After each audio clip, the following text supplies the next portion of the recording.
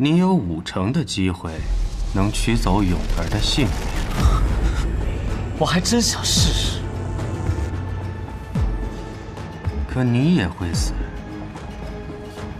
我觉得这样的代价不值得。是啊，还是活着比较重要。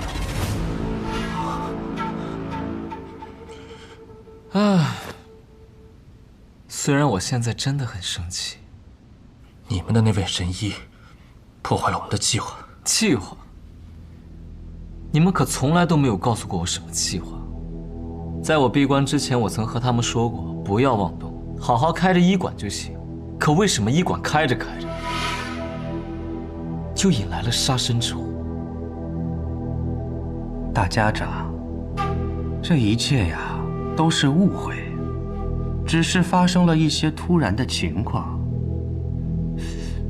但是，我们现在很好奇，是否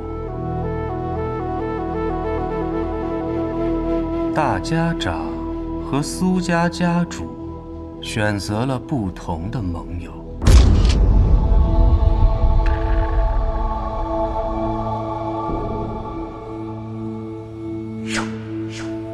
苏沐雨确实不知道我的选择，他到现在还是一心选择琅琊王，但是我不认同这个决定。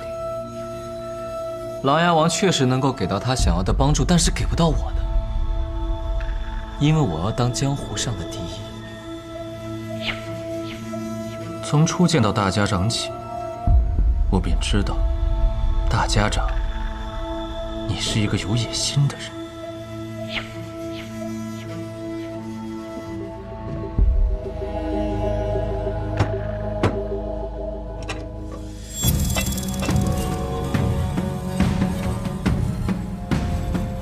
这是真言蛇，是别人从男爵给我送来的礼物，拥有奇毒，见血封喉，但性格温和。当你在平日里触碰它的时候，它不会有任何的异动。可若在你触碰它时说出谎话，那么即便是再细微的变化，它也会感受得到，转头一口咬向你。大家长，可敢一试？有意思的东西。为何你与苏家主选择不一样？为什么没有选择琅琊王？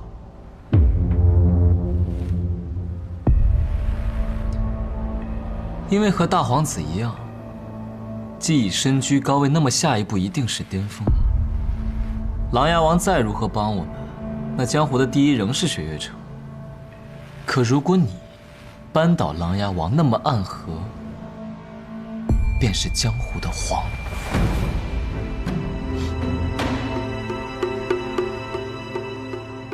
还真是敢说呀！江湖的皇，真是大大的僭越。那么，如果苏沐雨阻挠我们的计划，你会杀了他吗？杀了苏沐雨？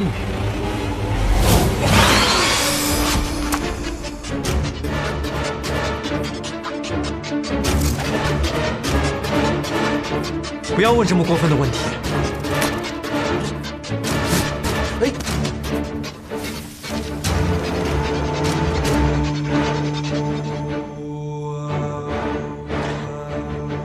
很值钱的。不管大家长愿意杀谁，不愿意杀谁，既然我们有共同的敌人，那么便已经足够了。接下来，我会同大家长你说出我们的计划。希望你们的计划不要让我失望，我的耐心有限。这便要从当今圣上登基时说起。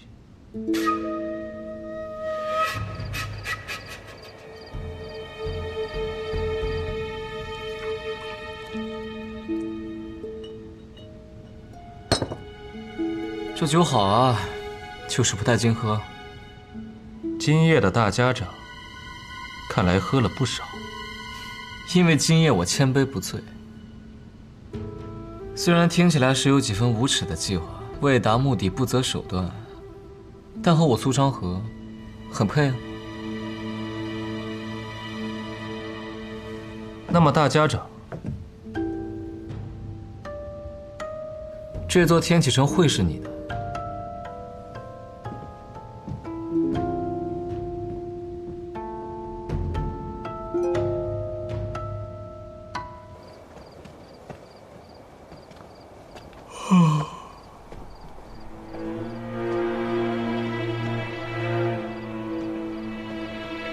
大哥，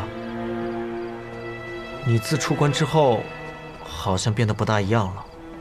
混属，我才出关多久？这同时间长短没什么干系，便是觉得你好像瞧起来更难以琢磨了。是因为阎魔掌吗？方才那木老头说，不必担心，我自有数的。你大哥，我什么时候骗过你？骗我啊！你说你找了个好去处不愁吃喝，结果我便来了暗河。那还不是怪苏沐雨那家伙。不过你啊，都那么大个人了，怎么还同小时候一般，絮絮叨叨的，又忧心忡忡，不知何时才能独当一面。但也无事，只要你大哥在一日，你就一直站在我身后也没关系。那么，我们现在要去找宇哥他们吗？不去了，也别告诉他们我已经出关了。今夜我就好好走一走这天启城。大哥，这一切真的不用跟宇哥讲吗？他不会同意的，我自有我的计划。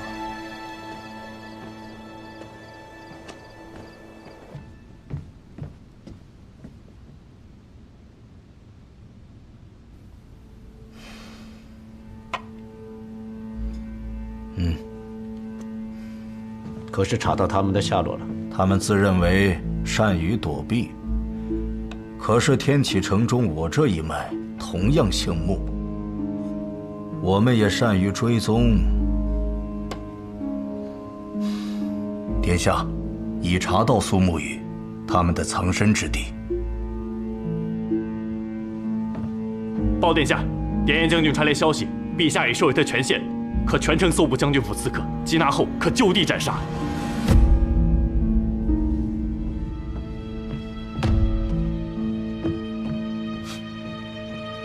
还真是有意思。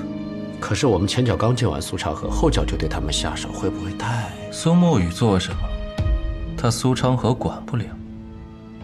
那么飞虎将军想做什么，我一个大皇子怎么控制？把那处藏身之地的所在告诉舅舅，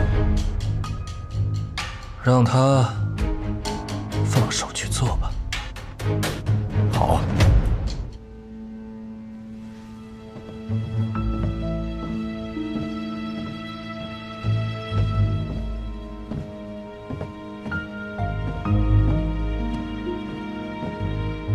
大皇子殿下，殿下，陛下有请。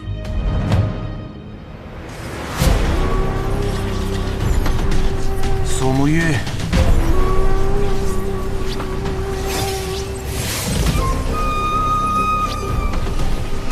涅槃重生，你将会变得更强。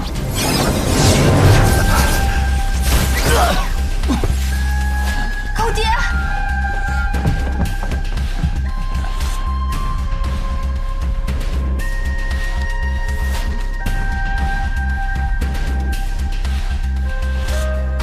放心，他没得死。狗爹，你还逞强！神医，这书如何了？吴太，吴大爷便好。来了好多人，除了金无畏，还有别的高手正往这边赶来。你们带着苏沐雨、哲叔还有神医先走，我留下来拖住敌人。只有你一个人，太危险了。如今大家长不在，苏家主也晕倒了，那么暗河便是我最大，你们都得听我的，给我走。你们先把苏沐雨和哲叔扶起来。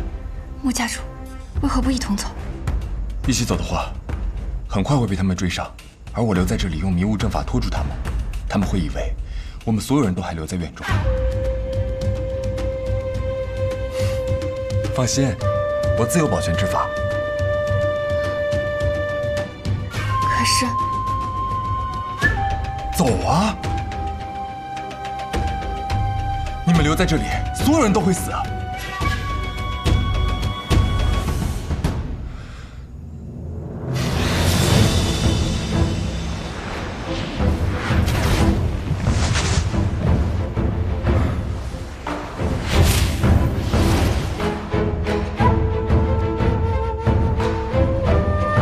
你怎么还不走？因为你说过，你的阵法配上我的用毒，才是天下无双。错了，是我配你，才是天下无双。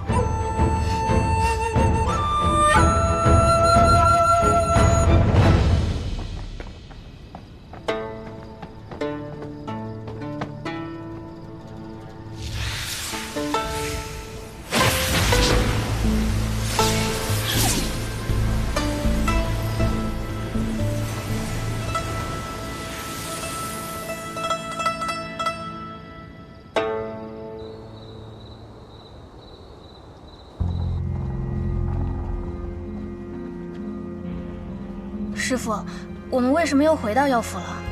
最危险的地方，便是最安全的地方。先暂时在这里休整一下。也不知道穆清扬那边怎么样了。放心吧，穆家主有许多保命之法，应当无碍。待你们身后无人追踪，没有后顾之忧，我和银虎便去婉儿姑娘家探查。那我们便先守好苏沐雨，待她醒来再想想办法。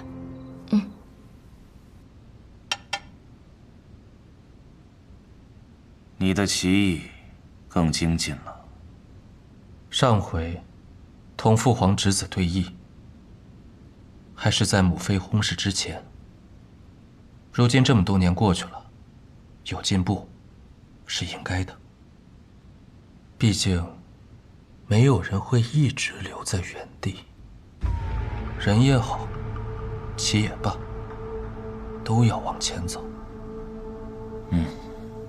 确实啊，咏儿的话比以前多了很多，这奇招也大胆了很多。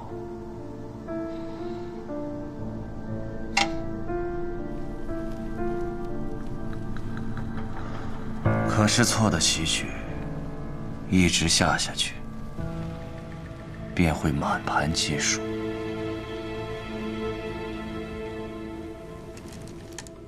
孩儿，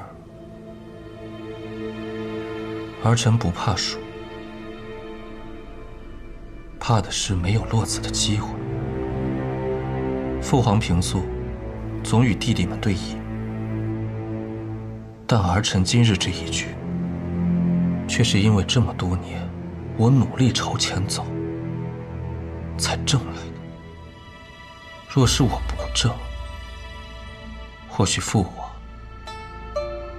早就忘了我这个儿子，也就没有今日这盘棋了。儿臣明白，您也有您的算计，您也在赌。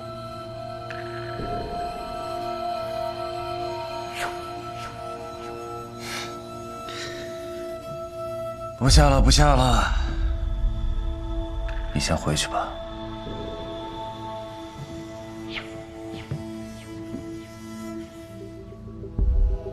儿臣告退。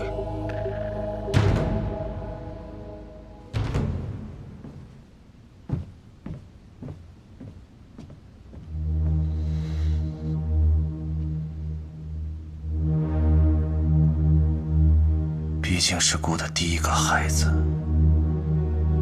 待到尘埃落定，顾，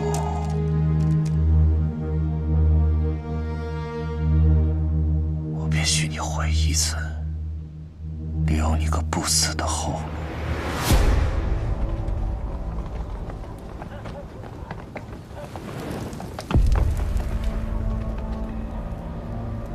是毒阵，和那日在药府之外的一模一样。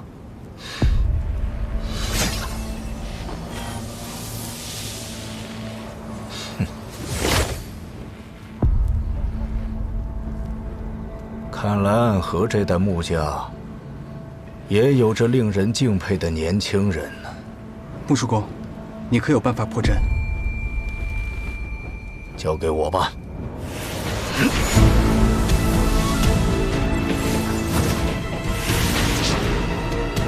这阵法外面同样有个精通阵法的高手，我们的毒阵撑不过一炷香的时间，我的武功只会拖累你，你自己先走吧。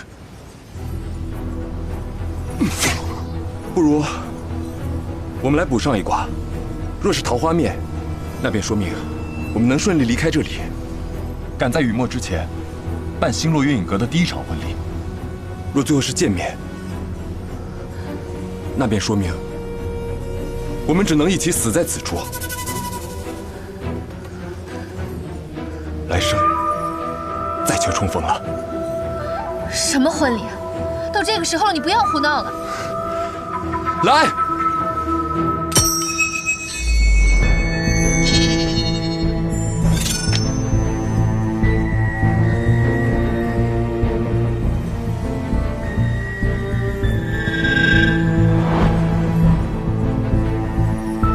这算什么？这便叫逢凶化吉。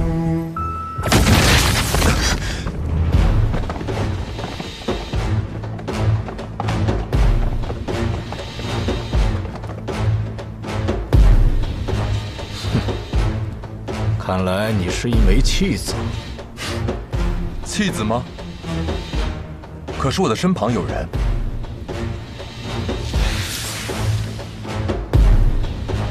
弃子都是孤子，但我不是。不仅不是，我还要为我身旁的心上人杀出一条血路。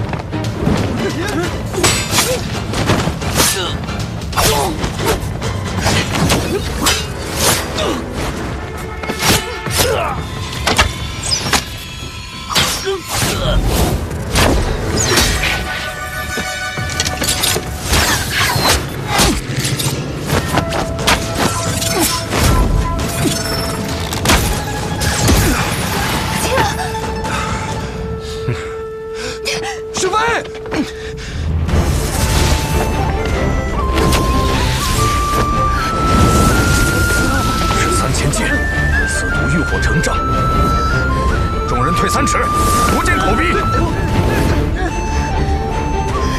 青儿，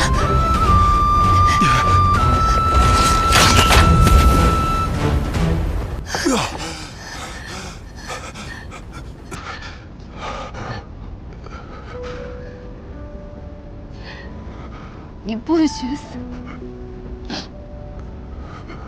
你若是死了，我就不答应你在星落月影阁成婚。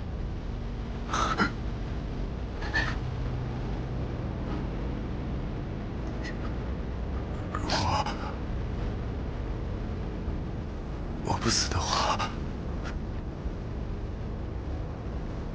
你别答应我了。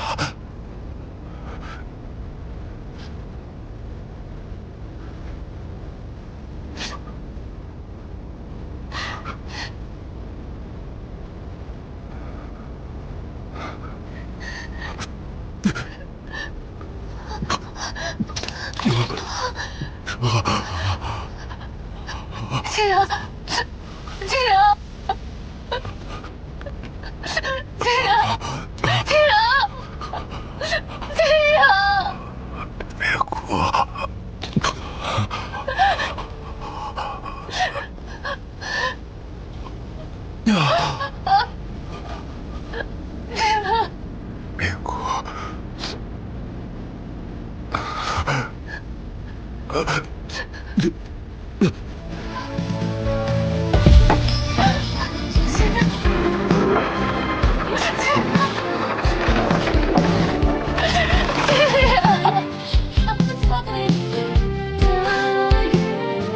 就是想逗你笑笑。会不会说话呀？哎，等，读。忍多劳嘛。啊，我死掉了。我的第3件事情，就是告诉雪薇，我喜欢她，而且喜欢很多年了。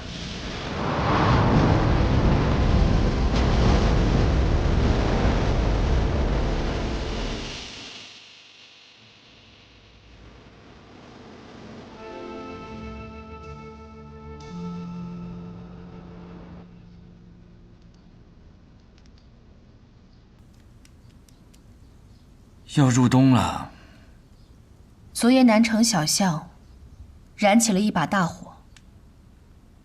连月呢？唐连月跟蜘蛛女昨晚就出了天启城，似乎那群从万丈渊中逃出的所有世家子弟，都偷偷跑去了城外集合。当然，也有可能是有人故意调走了他们。那雪月剑仙，可愿意帮我？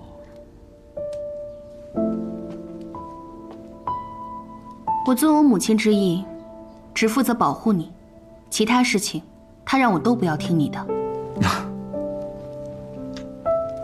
哎呀，有人在这天启城里下药人之毒，你应该知道这药人之术有多可怕吧？我自然是知道的，可药人之毒，可怕的在于战场，而不会是天启城。所以药人之毒只是对方虚晃一招，他们想利用药人来分散我们的战力和注意。现在真正应该担心的是龙峰卷轴。哎，你说，如果那龙峰卷轴真的现实，上面还写着我的名字，但是我不想当，会怎么样？地位不正，凡龙之血皆可得，会天下大乱。如今南面狼牙军已经陷入了苦战，而父亲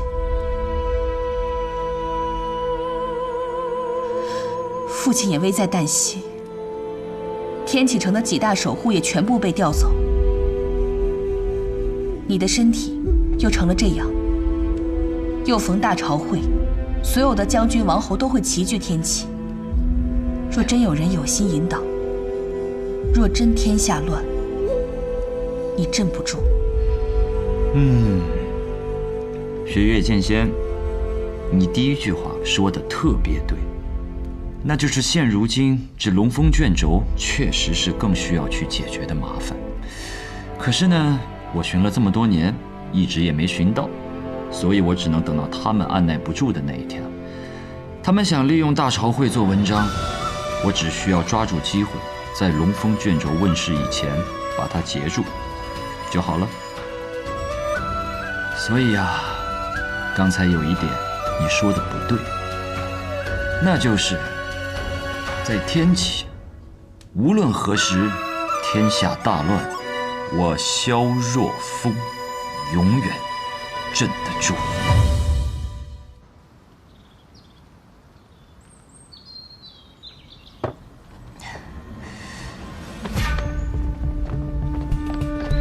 如何？穆家主他们人呢？婉儿姑娘家已被完全焚毁，如今整条巷子都有禁无卫守着。他们说，院中贼人已被尽数诛灭。那穆家主和雪薇姑娘，禁无卫看守严密，我们未能寻到机会溜进院中，也就没有看到尸体。或许，那只是他们放出来迷惑我们的消息。若他们逃了出来，应当早就来寻我们才是。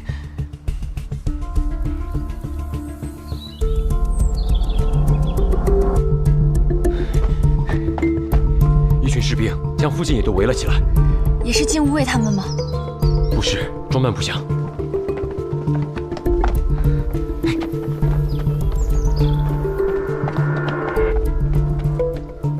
在下内卫司统领贾峰，受琅琊王殿下之命，前来保护诸位。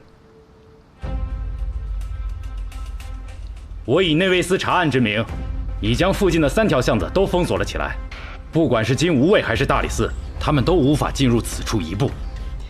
既是来查案的，那我就问你们琅琊王殿下，要一个人。神医，请说。金无畏副统领李仙之子。贾峰明白。告辞。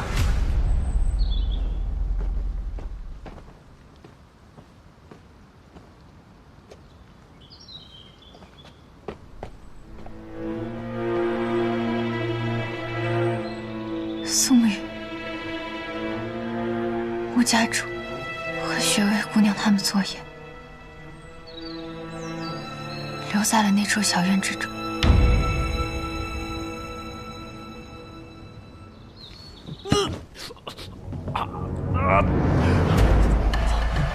怎么了？什么？蜘蛛！蜘蛛！寻踪蛛！寻踪蛛！寻踪蛛！上一次在万丈渊被咬的是不是你？是。当时还以为是自己倒霉。快跑！走啊！快走！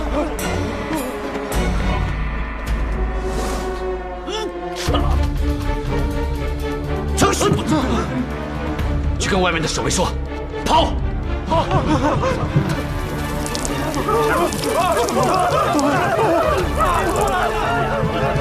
想跑，已经晚了。蜘蛛女，是我。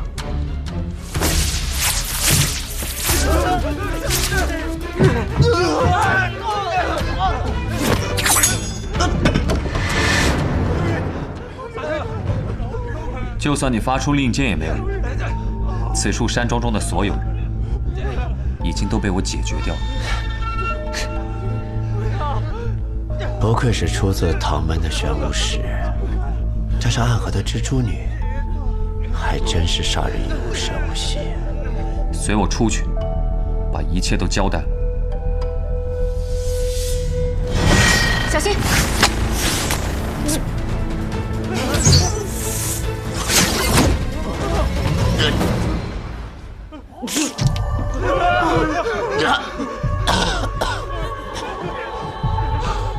长言一空，皓月千里。诸位，在下先行一步。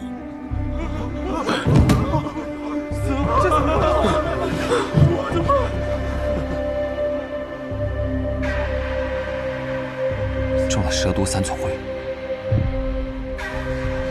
这里的人怎么处置？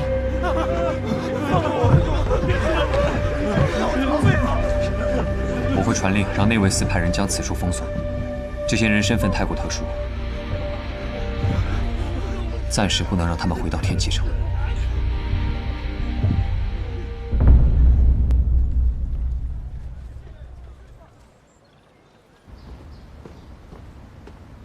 殿下，凤溪山庄遇袭，周遭已被唐灵月带人封锁，皓月君中了蛇毒，已死。明白了。殿下似乎并不在意。一群棋子罢了。既然是棋子，落在谁的手中，又有什么区别呢？退下吧，就让他们拿着这一堆烫手山芋，好好体会一下手足无措的感觉吧。是。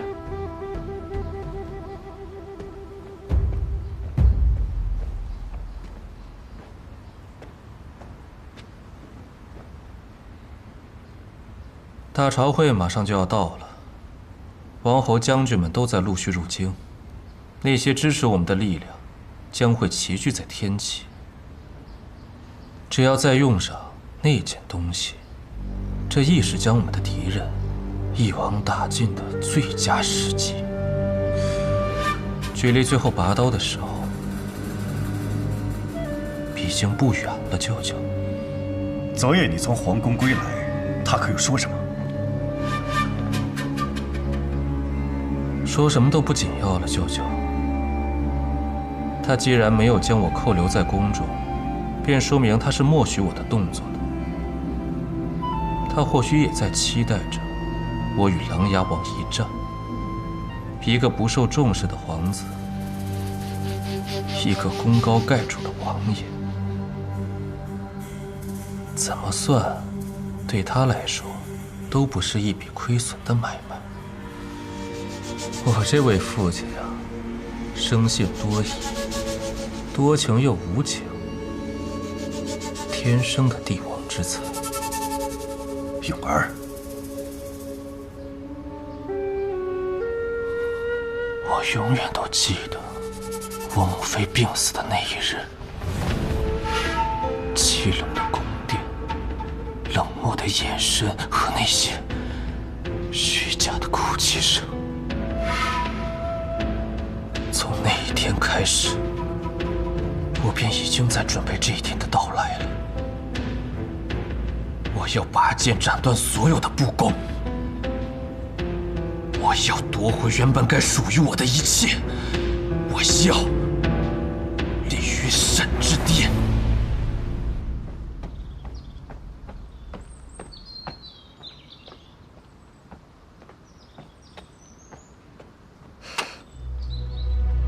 金无畏一直守着巷子不走，我们蹲守了半日才找到机会，在内卫司的帮助下，我们前进了院中，将穆家主提前藏好的重要物件都取了过来。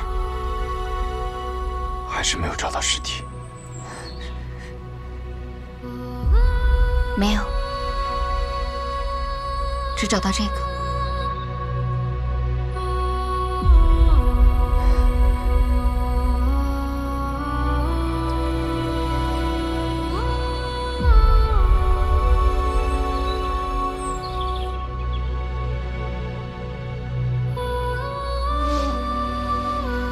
让门外那些内卫司传信给琅琊王，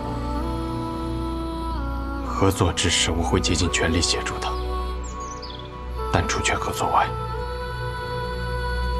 万和如今于天启留下血仇，当与天启城报德后再离开。若与琅琊王计划相悖，让他勿要阻拦。领命。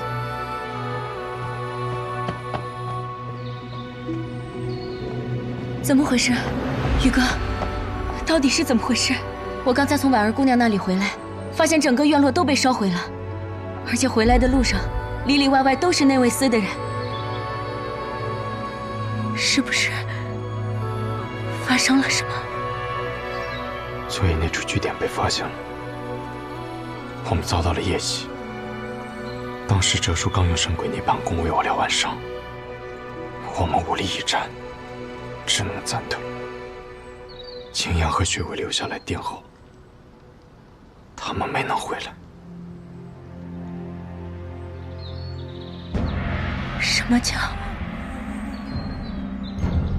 没能回来？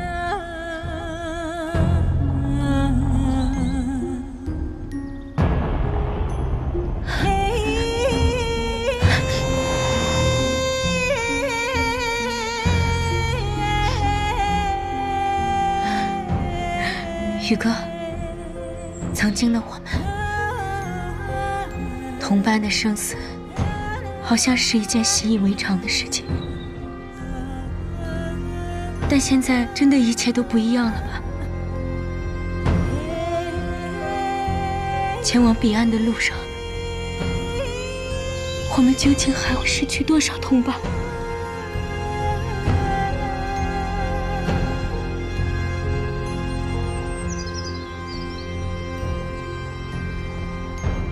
长河呢？他在哪里？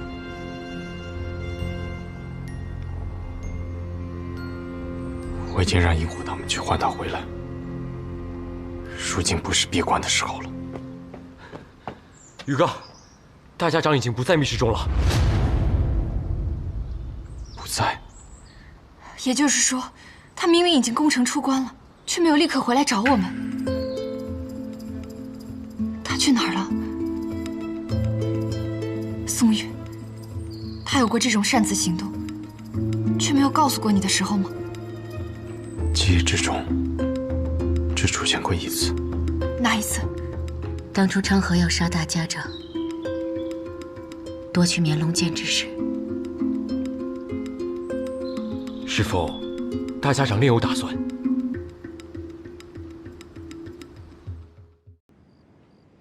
大哥，穆家主和雪薇死了。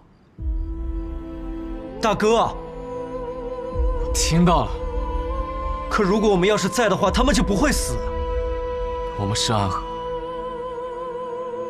是杀手，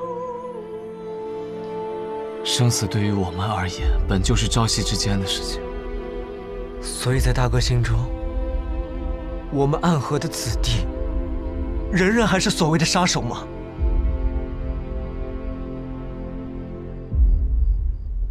我们仍未走到彼岸，也没有摆脱他人的控制。你听明白那日大皇子的计划了吗？他想趁大朝会的前夜，让那些因自家子弟成了要人而被要挟的将军王侯，在天启城发动暴乱，同时亮出龙峰卷轴，让龙峰卷轴和要人之乱同时出现，然后嫁祸给琅琊王。最后自己再出手平乱，杀了琅琊王，以此吞并琅琊王的势力，铺平自己的夺权之路。是啊，这个计划若是几个月前和我说起，我只会当一个笑话。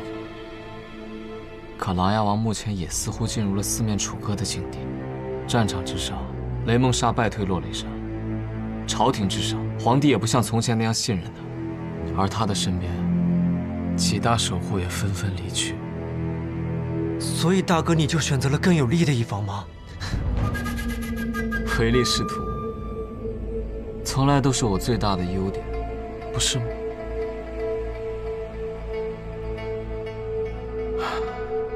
只是这让天下都震颤的琅琊王真的会这么弱？是不是我们暗河也在被他利用？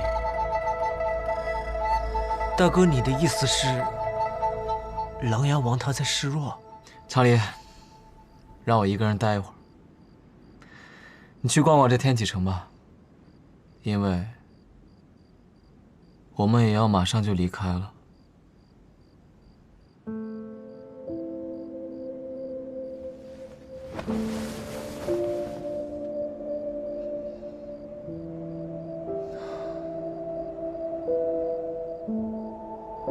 确实是一座令人垂涎的城池，尤其是这入夜之后，倒似是那天上什么来着？天上白玉京，12楼5城，仙人扶我顶，结发寿长生。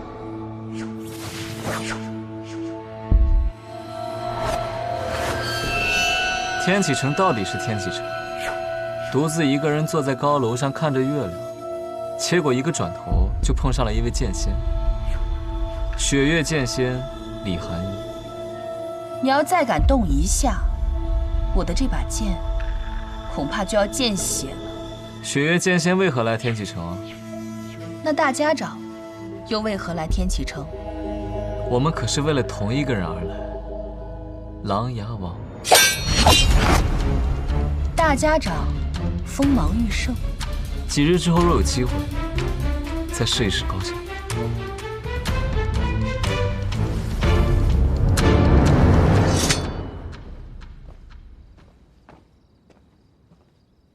外面内卫司的人传来的消息。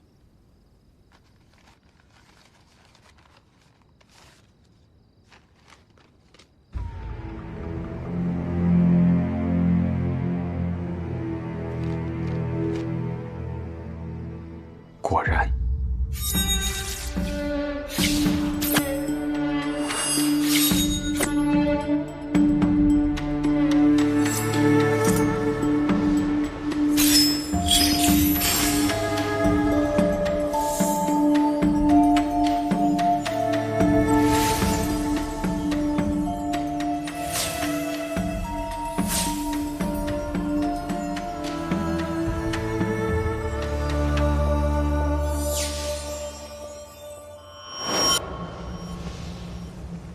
李正启，你在哪儿？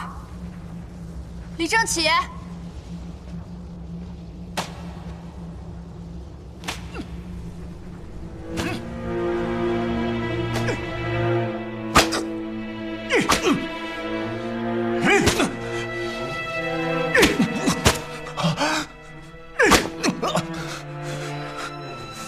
生了你这么个没出息的东西，你怎么对得起我们李家的列祖列宗？废物！你简直就是废物！难怪李的儿子寻求这样的方式来提升自己的力量。那人看着他护着自己儿子的力量，还以为会是个慈父。父亲，父亲，我一定会拿下吉林演武的，我一定会拿下副将之职。 你一定要相信我。好，那我就等着你的好消息。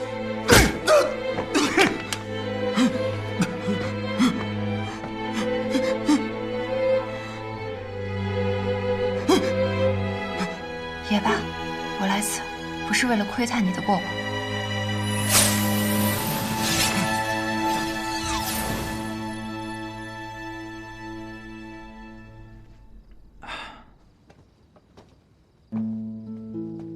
怎么样？现在你的筋骨已经完全稳固了吧？哲叔，为何你不用吃药啊？我又没受伤，我吃什么药了？哼，我不过是给你传了点我的功力，更何况我那个女还帮我试过针。我现在这个感受啊，哎呀，那是爽快得很呐！哼，哦，他跟我讲，这个神鬼涅槃功。 带来的那种长久性的功力反噬，往后他会帮我慢慢的调理好的。再不济，不是还有那个小十字吗？哼！若是后续无碍，那我便能放心了。哎呀，这都是以后的事情啦。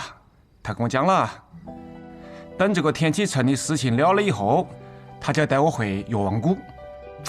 他讲啊，那可有几间茅草屋，还有一些牛羊。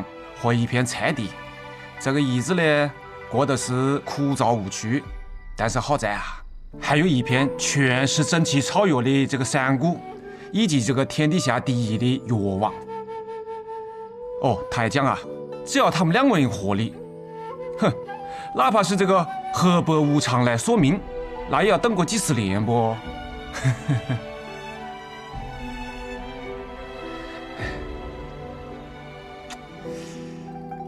你觉得啷子啊？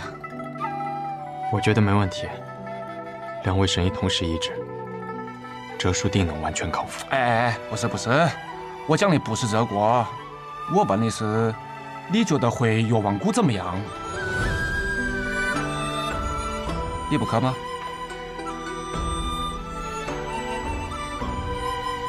好。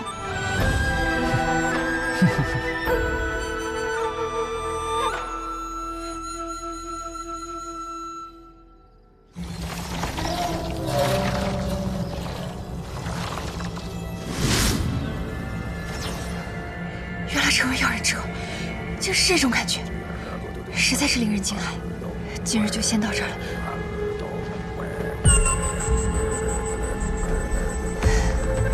苏沐雨，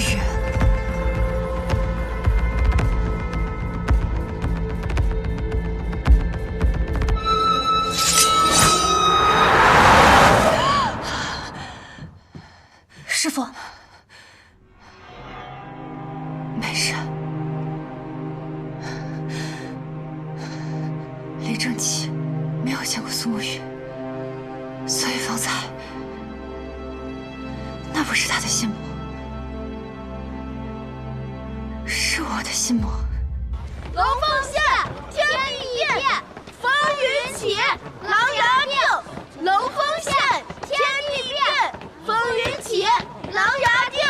龙凤现，天地变。把嘴给我闭上，都不许唱了，散了吧。 真是没完没了了！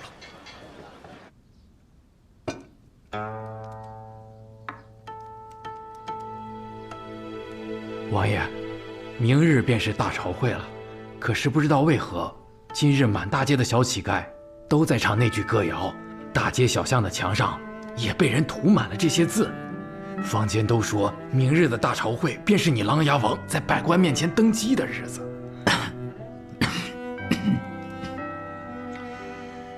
那还真是很合适啊！百官之前，天命所受，众将拥戴，便是帝辛、东夷。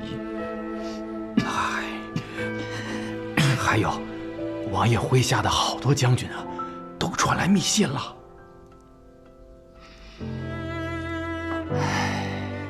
说了什么？嗨，那是他们给王爷的密信，我怎么敢看？都在王爷书房里放着呢，我去拿过来。不必了，一会儿啊，把这个火盆拿过去，一把火都烧了吧，一个字也不要留下啊。是。可让他们去拿那个东西，放心，苏沐雨既然答应了，他必定会全力以赴。这一次，是我连累苏沐雨他们了，所以他们要做的事，我们要做的事，都一定要做到。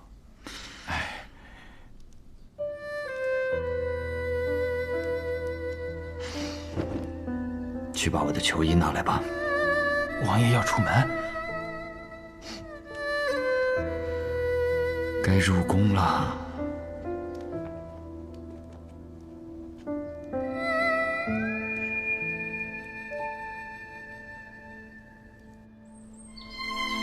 这一次，婉儿姑娘好心帮我们却害得她家都被烧了，真是有些过意不去。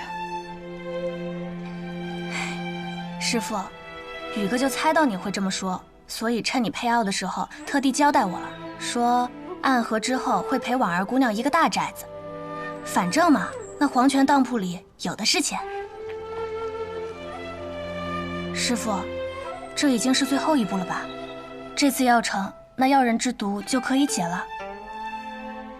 自然。师父，为什么要分2壶药啊？我看这里面药材都不一样。你那边那么浓，而我这边清澈的就像是泉水，我还以为我就是在烧水呢。这一壶是治疗药人之毒，而那一壶我自有用处。原来如此。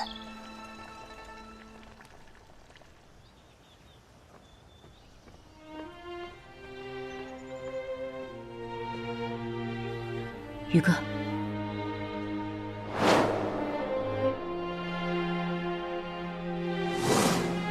就在今夜，长河如今还是没有消息。宇哥，今天暗河岂不是只有你一人出手？是的，今夜便只我一人，斩鬼灭影破光，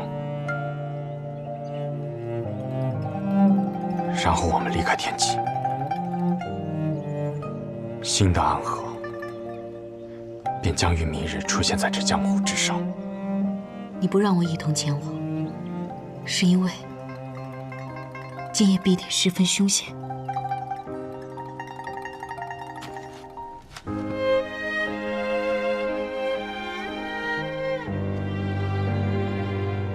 是，今夜之事会很凶险，生死只在一瞬之间。可这是我带领暗河选择了这条路。所以，当陆行之顽石阻拦之时，也当由我持剑避开。你这个人看似温柔好说话，可真要下定了决心，100头牛也拉不回来。不过宇哥，你跟之前有很大不同。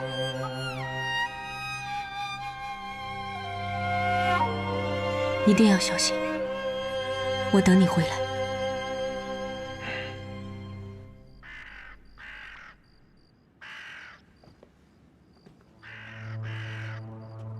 夜风寒凉，外面又有鸦叫，为何不关上窗子，挡住这晦气？晦气，那是送给琅琊王的晦气。我正在听这些乌鸦为我这位皇叔鸣叫丧曲。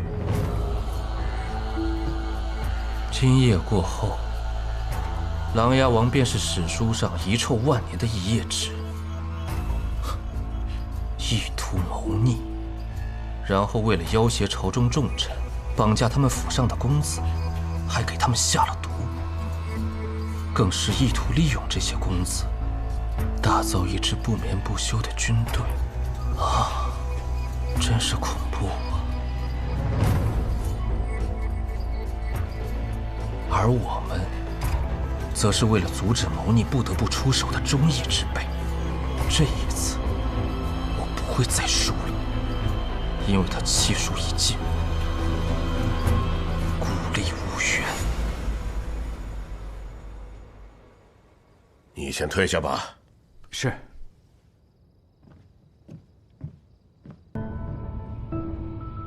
白日里，和我们一起为大皇子办事的皓月君死了，是任务失败后死于蛇毒，用来灭口。所以你这孙儿是误伤其类，兔死狐悲了。哎呀，母兄，慎言。哎，都是一家人说话，顾虑那么多做什么？殿下有事唤你，莫叫他等急了。那爷爷，两位叔公，我先告退了。母兄啊，快，请坐。等明日殿下坐上那个位置，我们立下从龙之功。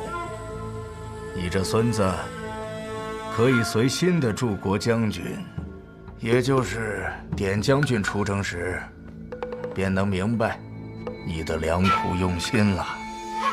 可是谢兄、穆兄，正如这孩子所顾虑的那样，大皇子真的是一个值得追随的对象吗？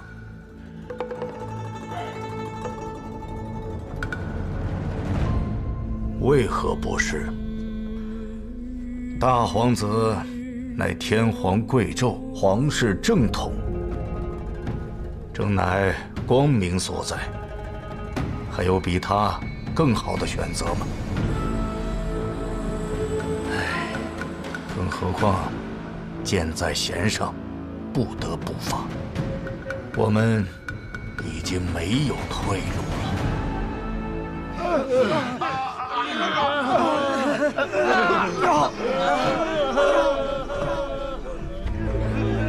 玄武使，我若成了怪物，我爹不会放过你的。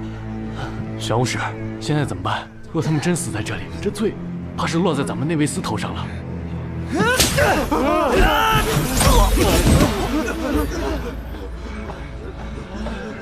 解药到了，多谢。解药到了，给我解药。你闹事，最后一个指，控制好他们。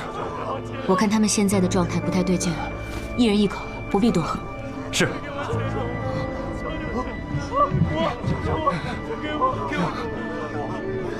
多亏雨墨姑娘及时到了。我只是个送药的，要谢，应该感谢白神医。小神医，药好了，已经好了。这是我千辛万苦才熬制出来的。雨墨大美人，你可一定要护好。放心，这药该如何服用？一人只需服下1口，药到病除。多谢。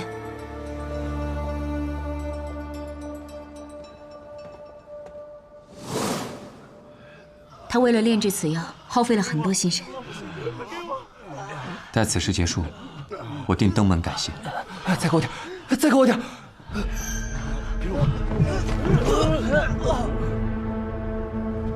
怎么会这样？这解药有问题吗？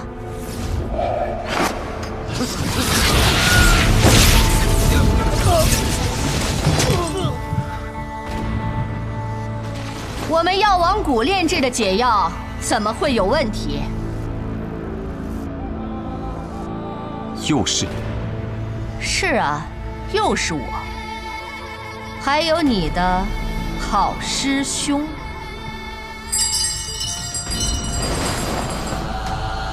师兄，小师叔虽然已经解了这些人身上的毒，可只有将毒主的毒也解了，或者是彻底杀死的时候，才算是真正的结束。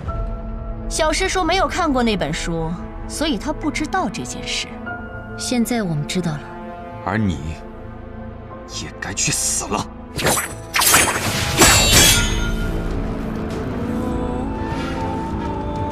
可惜了，本以为小师叔也在此，还想将他除掉的，那就杀了你们吧！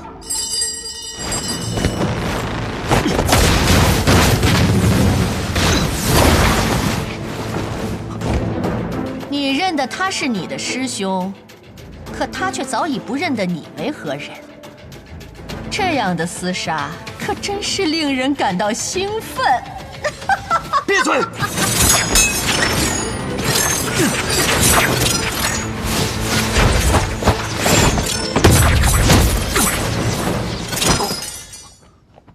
没事吧？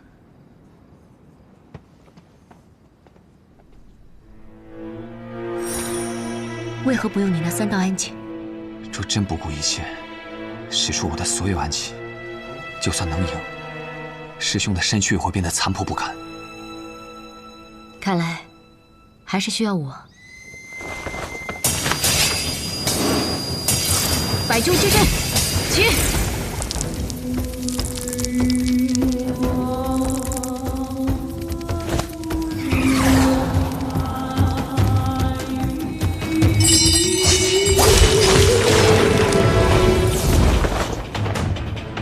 蜘蛛女，你以为凭借你的区区100只蜘蛛就能杀死一名金身要人吗？如果这些蜘蛛都服下了这个呢？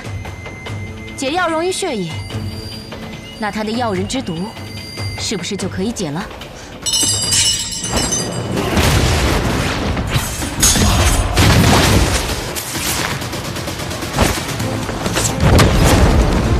雨梦，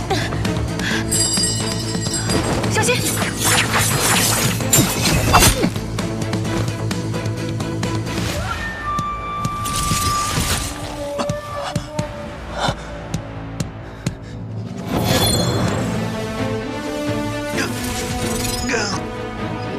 好疼！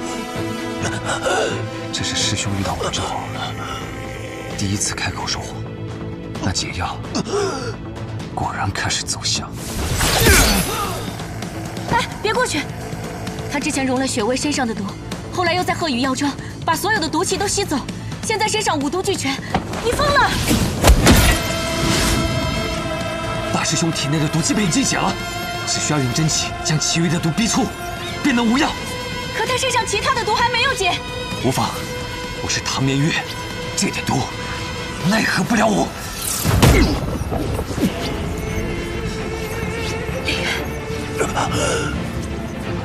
莲月，师兄，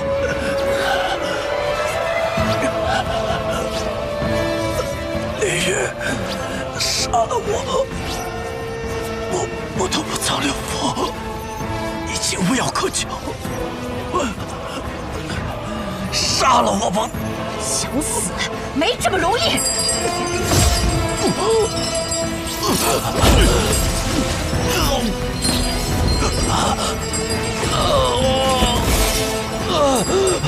唐莲月，如果毒物进入屋内，所有的人都会死。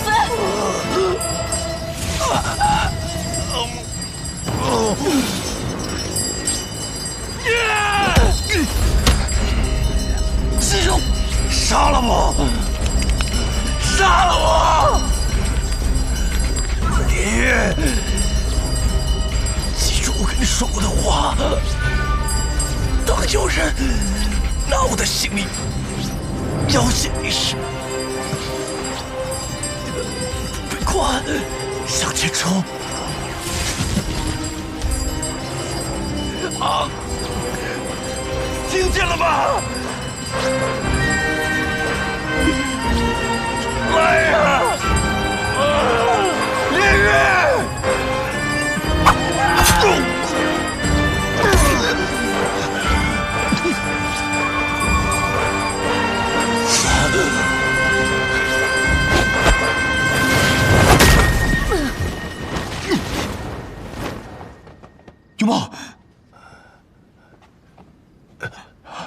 真是对不起啊，李渊，唐门，以后就拜托你了。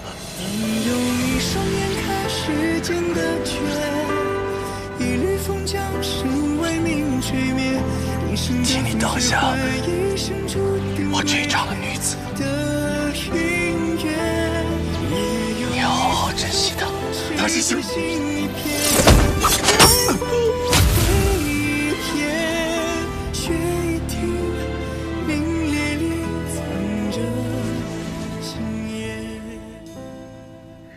如此完美的妖人，就这么被你给毁了！这三位之前亦是接近逍遥天境的高手，可惜不如你师兄天资卓绝，可以炼制金身耀然。不过今日用来对付你们二位，我想也是足够。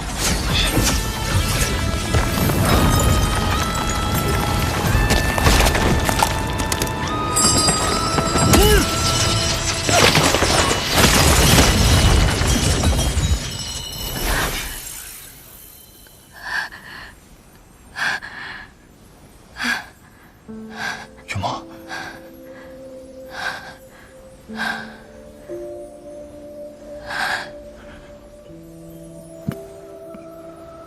唐莲月，我最后问你一遍，你到底会不会娶我？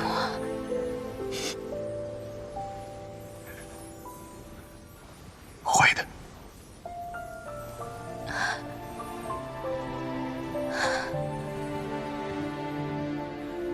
相逢唯愿最初目光，一如过那你能不能到我们星落月影阁那里还没举办过婚礼？好。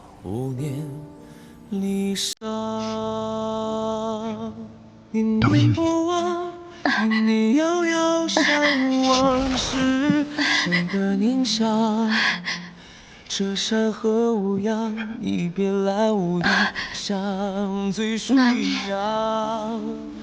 我怎么来呢？能不能阵仗大一点？这样我也会很有面子。毕竟之前都是我在追赶你，在宇哥他们面前有些丢人呢。岁月如常，为你热着心底半生安和汹涌，愿望，惊雷震天。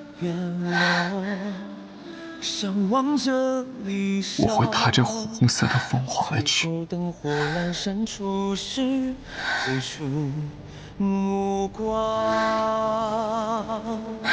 念不忘，年月遥遥相望时，这世上哪会真的有凤凰啊？你别来无恙，相醉不阳。雨雪守着信仰，换世间情郎，无念离去的悲伤。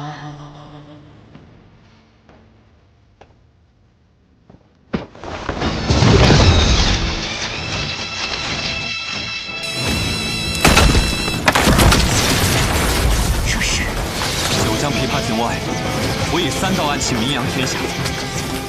第1道为千鸟惊鸣，第2道为天雷无妄，而第3道正是千鸟惊鸣和天雷无妄同时使出，火凤蓝银。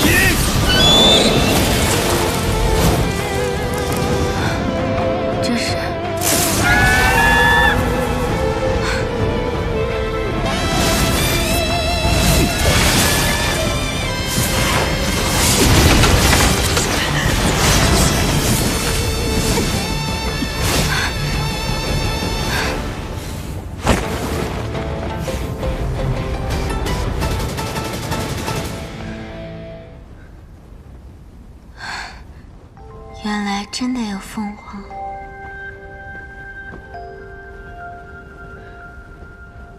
我带你走。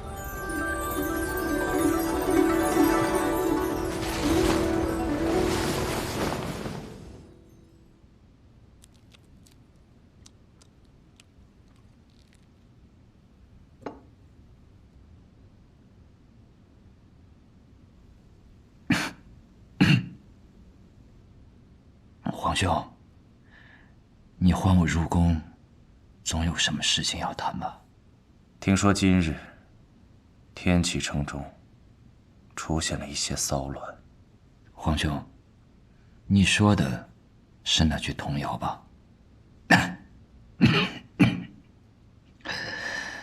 难道皇兄也以为我会在明日大朝会之时造反吗？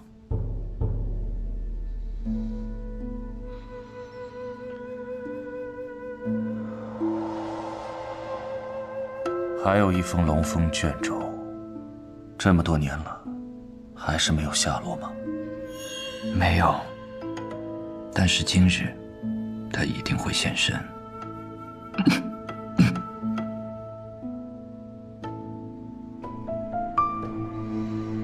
若风，我永远相信你。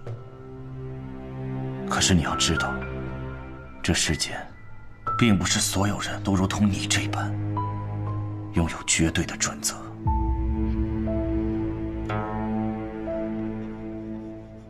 今夜，若风一定会替皇兄拿到那封卷轴，明日大朝会一定会安然无恙。有你这句话，皇兄便放心了。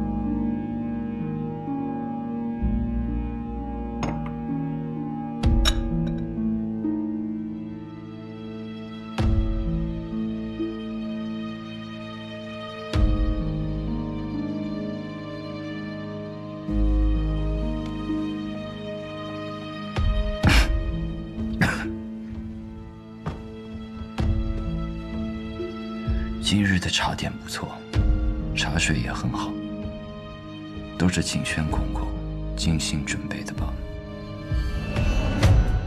替陛下分忧。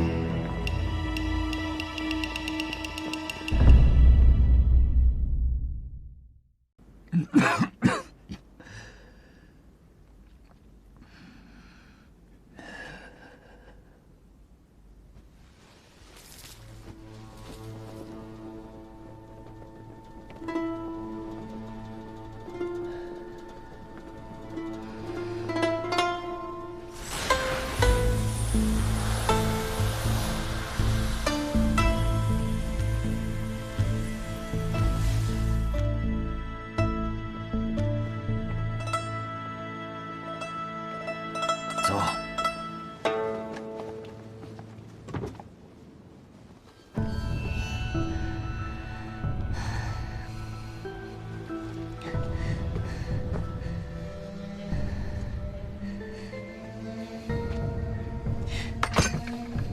绿儿，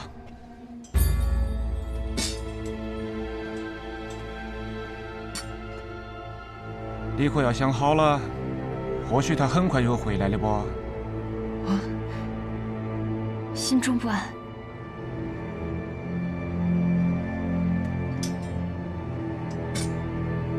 好，那狗爹便帮你开刀。爹，可是你的身体也罢，既然我会不顾一切，那么你自然也会不顾一切。我们走。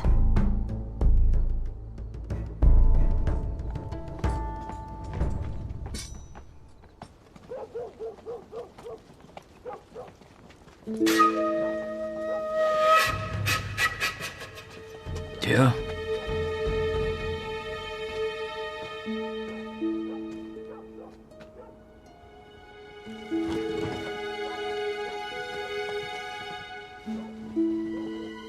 进来说话吧。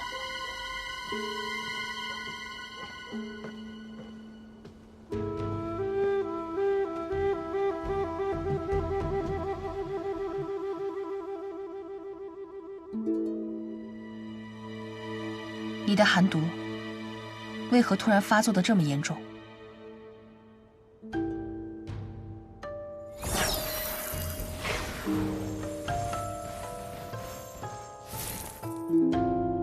你是在里面吃了不该吃的东西。天水寒茶、冰月三样，都是些寻常之物。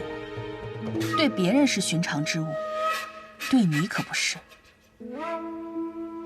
为何一定要吃？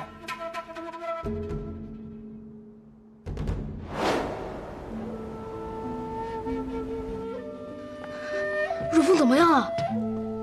哥哥，我好冷，我是不是要死了？死了就可以见到娘了。别说胡话。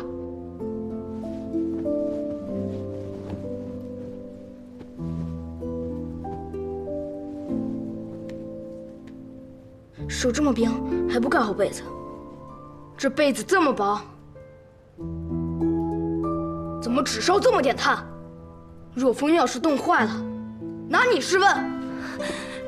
是奴婢无能，塞了娘娘生前留下的耳环，才让内务府的小总管松了口，说是得先紧着贵妃，但是3天后就能把炭火送到我们这儿。竟是些看人下菜碟的东西。3天不行，若风年幼体弱，不能拖到那个时候。殿下，外面那么冷，你不穿外披往外跑会生病的。殿下，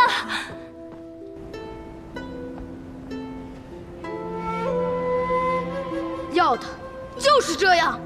我和弟弟再不受宠，也是皇子。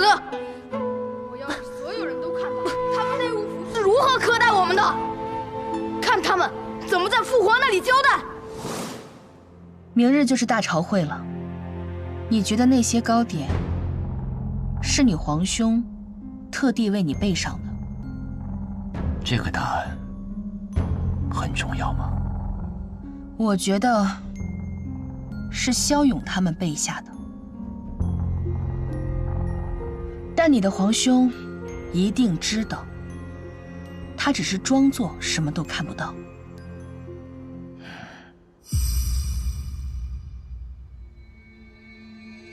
锦轩，陛下有何吩咐？孤向来不好此物，全都撤下吧。还有，告诉永儿，今后不必再送了。是。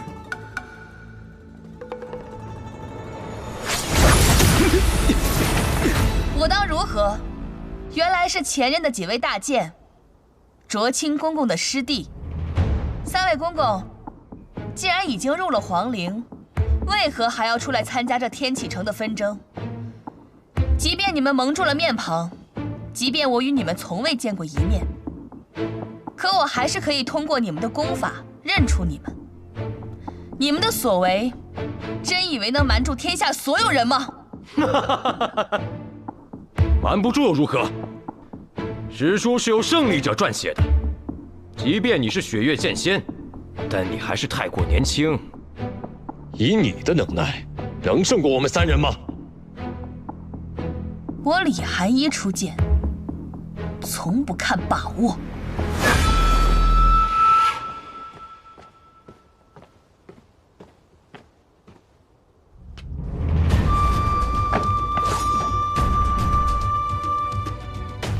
苏沐雨，穆福生，苏子言，谢丕佑，又见面了。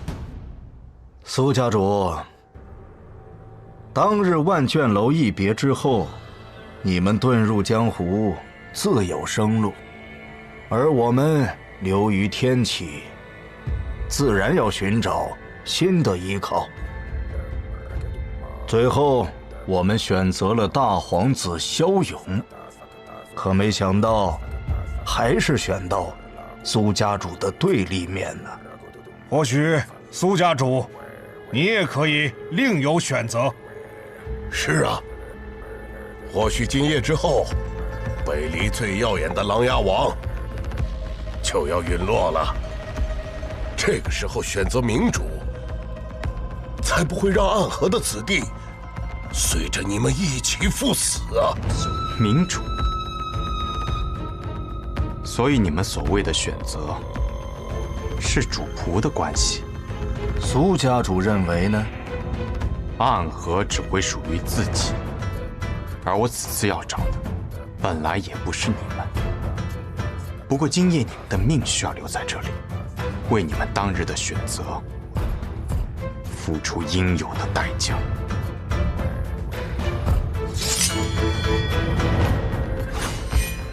你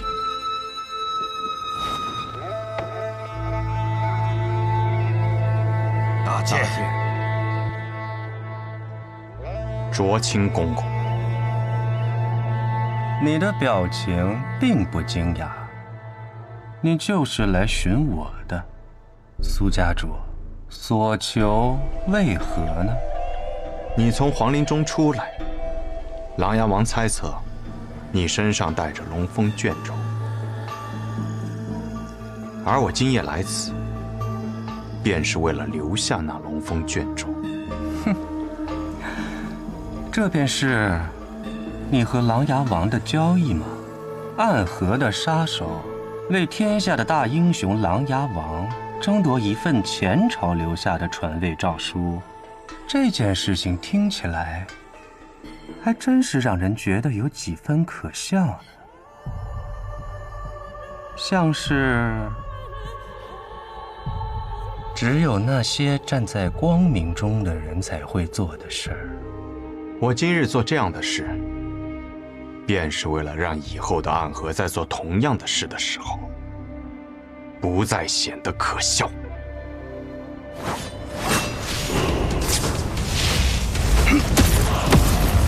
苏家主，若我的手中没有龙凤卷轴呢？那也无妨，因为今日除了龙凤卷轴外，你有一样东西和他们一样，也必须要留下。什么东西？你的命。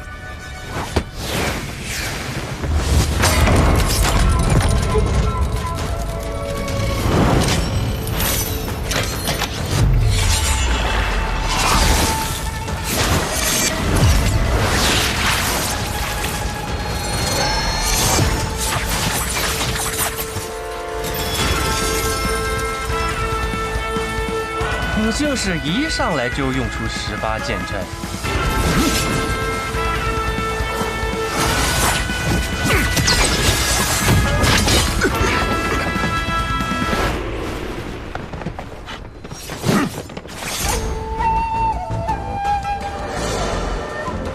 你们，桃儿，本来只有我们2个人来的，可他们知道消息也偷偷出发了，来的不早不晚，正是时候。这次未听军令，头儿可不要怪我们。好，放心一战，这里一切有我们。对，有我们。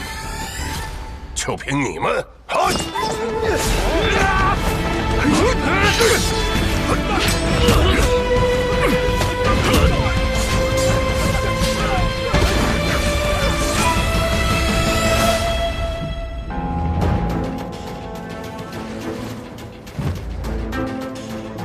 夜钟已明，此刻宵禁，今夜不会有他人来扰此战。天启的朱雀大街最是繁华光明，适合苏家主这样的暗河鬼葬身。多言！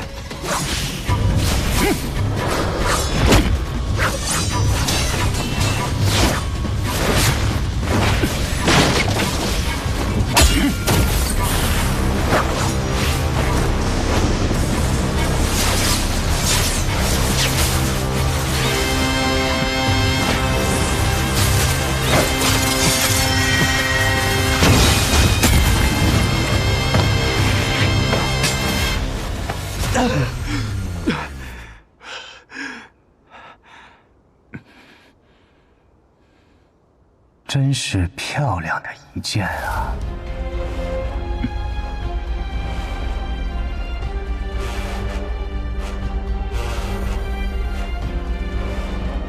听闻卓清公公曾只差半步之遥，便能跃入神游玄境。是。然后被李先生从头顶打了一掌，便跌入了大逍遥之境。但即便如此，天启城中我仍是第一，只有国师齐天辰有资格和我一战。可他为了明日的大朝会，已经去了城外的乐歌台。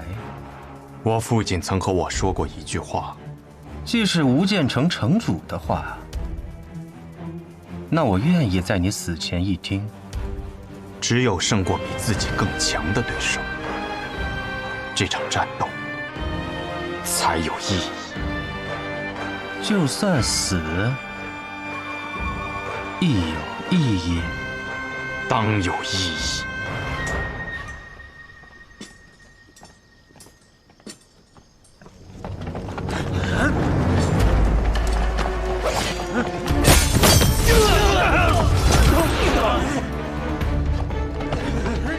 大果敢动我的驴！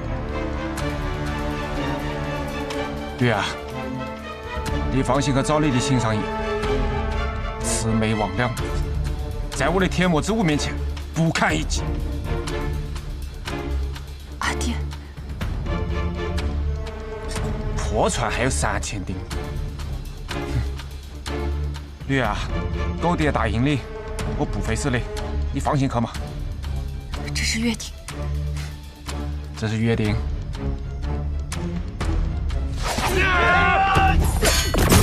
驴，快走！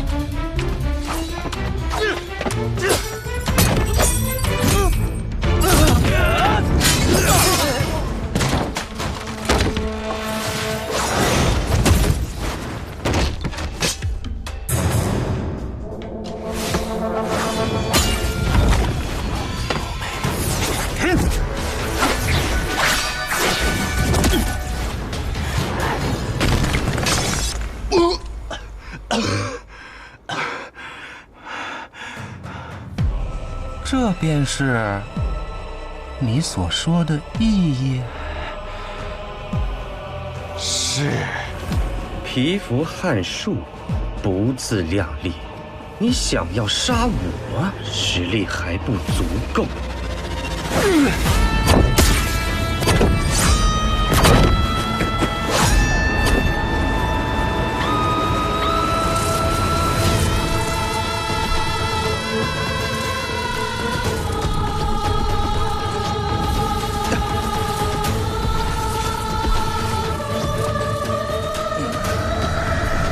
虚怀公，很好。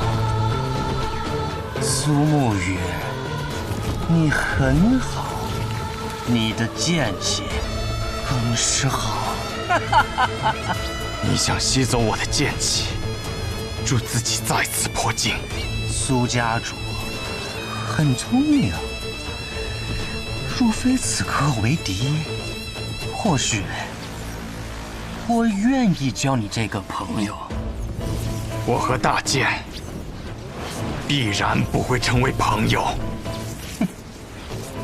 于黑暗之中苟活的杀手，倒有与之不配的骄傲。我们身处黑暗，却心向光明。而你们立于光明之下，却陷入自己内心的阴影之中。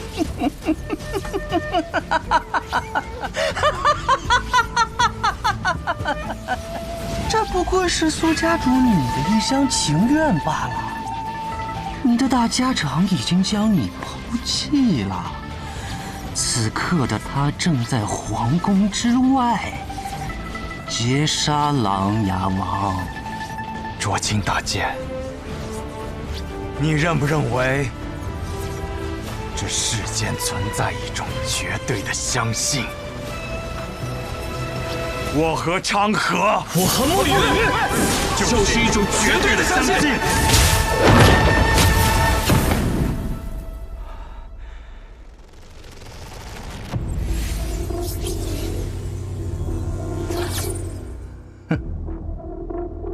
大家长，是我，暗河的大家长，你卓青的送葬师。原来这才是你的目的，大家长，你藏了这么久，只为方才那一掌伤我？是啊，你卓青乃是天启城第一高手。曾经更是拥有比几大剑仙更强的半步神幽境。若不找机会让你受伤，我们怎会是你的对手？你是如何躲过真言蛇的考验的？哼，那日我与你说的并没有错。我和沐雨的选择不一样，他想要和琅琊王结盟，带领暗河走向光明，而我从见你的第一面起就有了新的想法。如果我没有猜错，你的虚怀宫、叶鼎之的虚念宫，还有我们暗河的研魔掌，根本就是出自同一本秘籍。我们的功力是相通的，而如果我能吸走你体内虚怀宫的功力，那我便将天下无敌。狂妄！哼，狂妄吗？我明明感觉我方才的那一掌已经成功了。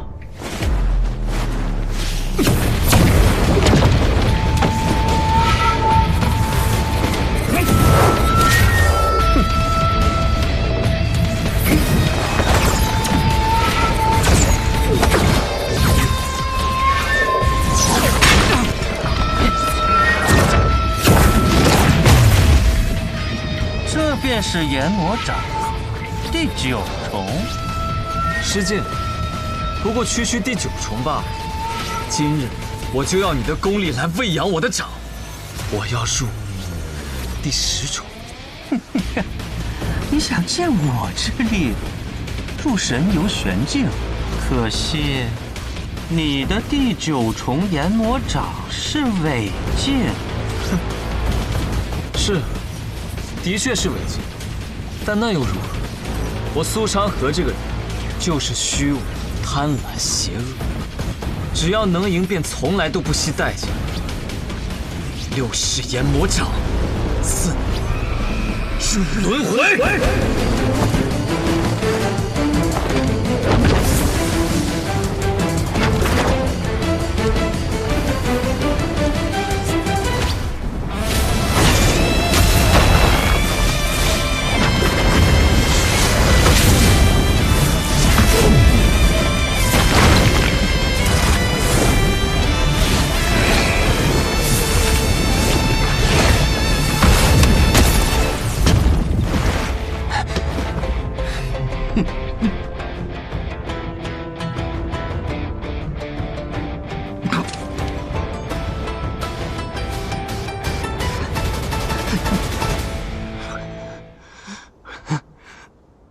你这掌中还有毒？是黄泉当铺中那条绵蛇王的毒，我特地为你取来的。卓青，从我见到你的第一天开始，我就已经开始计划这一刻了。我忍了这么久，配合你们演了这么久的戏，我就是为了在这里杀了你。为了杀我？当然。距离我们第一次相逢，已经过去20多年了。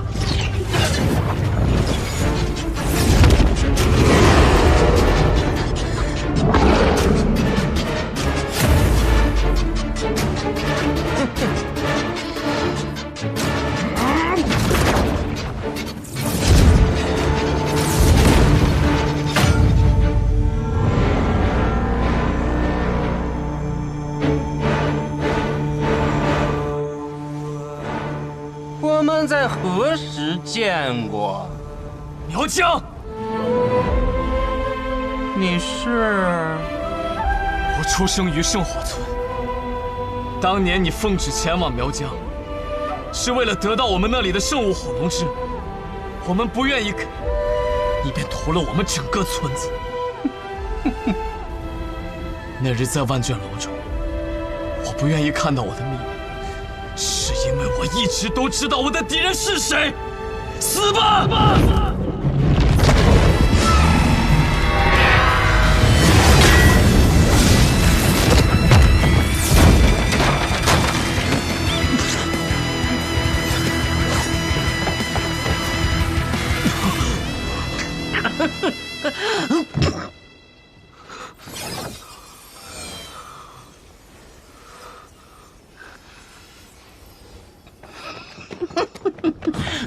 唐杰，唐杰，唐杰，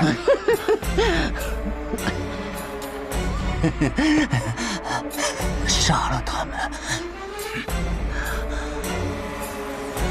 好。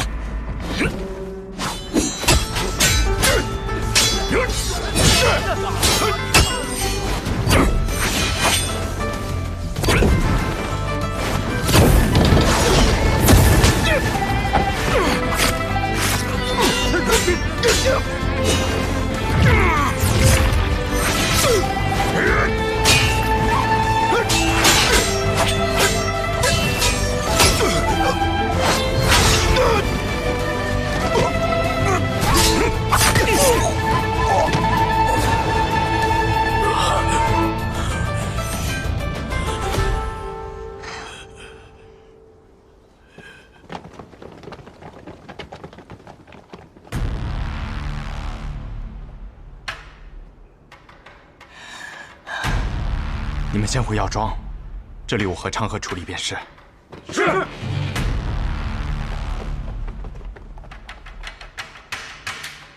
结束了，苏沐雨。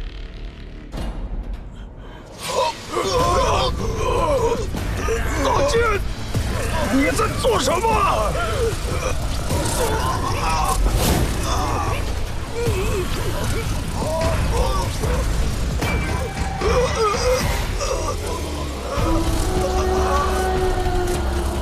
你们虽然武功不济，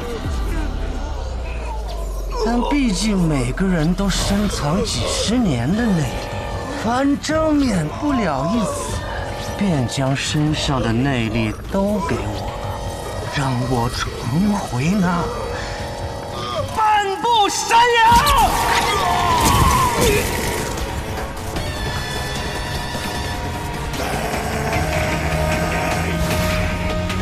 就你会吸内力，你给我死！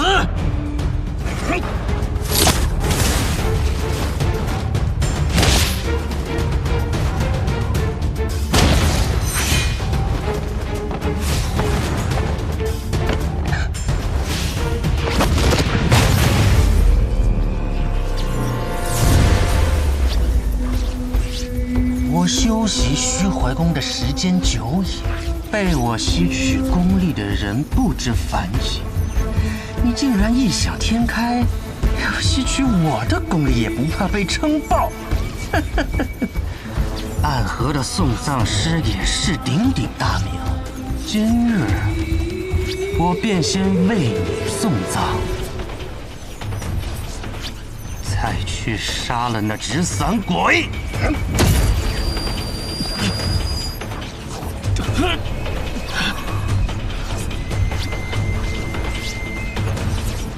苏沐雨，你先走，我拦住他。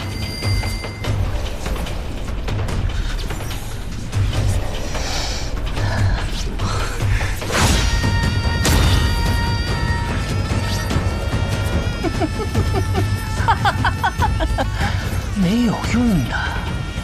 虚怀宫和炎魔掌同出一源，一旦开始吸取功力，就无法停下了。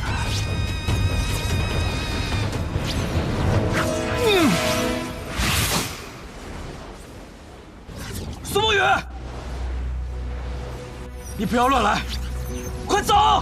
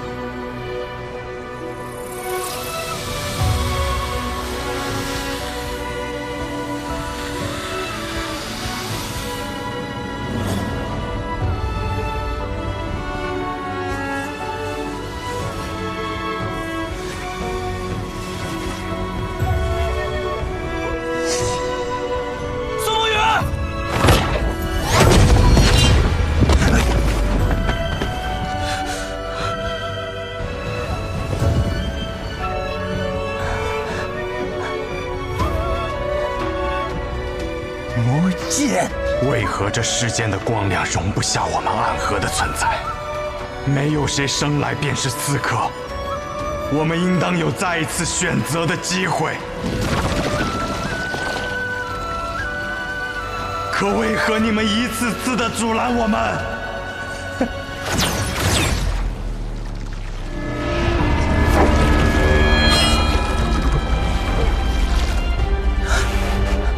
苏梦雨，用这门剑法，你会死的！成河，若今日我的血能让暗河的水变得清澈而不再暗淡，那我便死吧。北离开国之时，和天武帝所对峙的风月侯，麾下的剑魔创下过一门剑招——迷七杀六灭剑。也罢，杀敌、杀友、杀神、杀鬼、杀劫、杀无所不在、杀无处遁形，此为七杀；灭天道、妖道、神道、鬼道、修罗道、地狱道，此为六灭。卓心公公，选择一处属于自己的归途吧。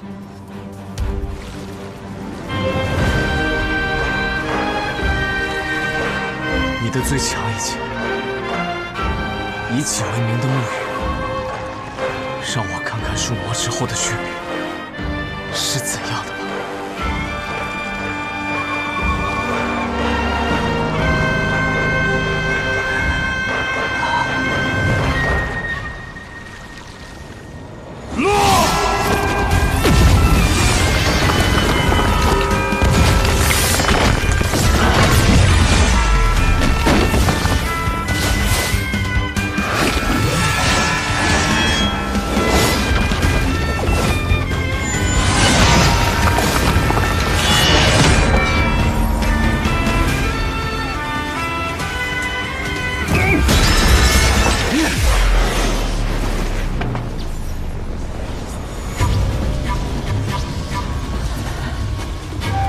这一招我拦下了。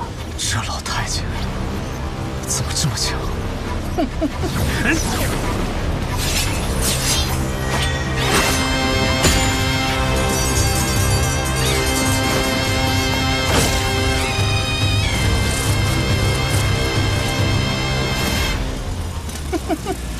死吧！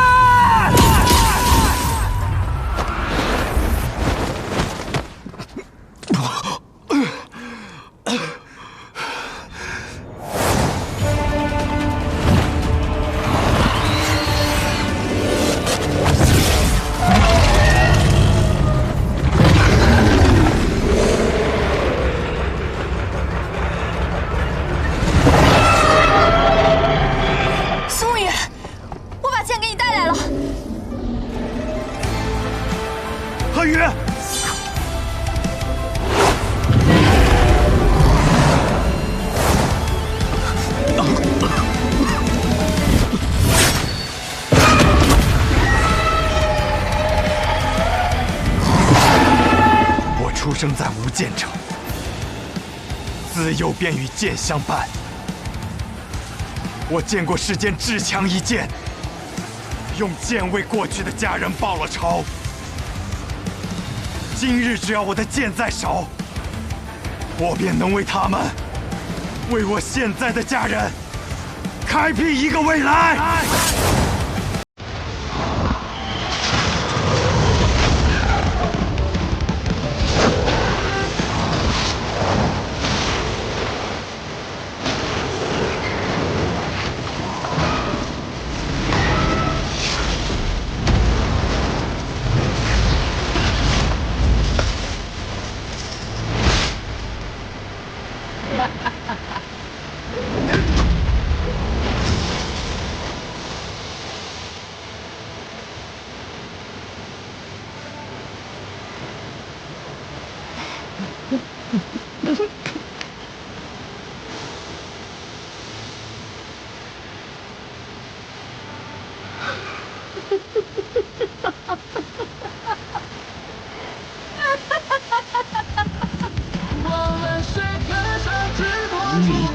你即将入网，即便杀光我，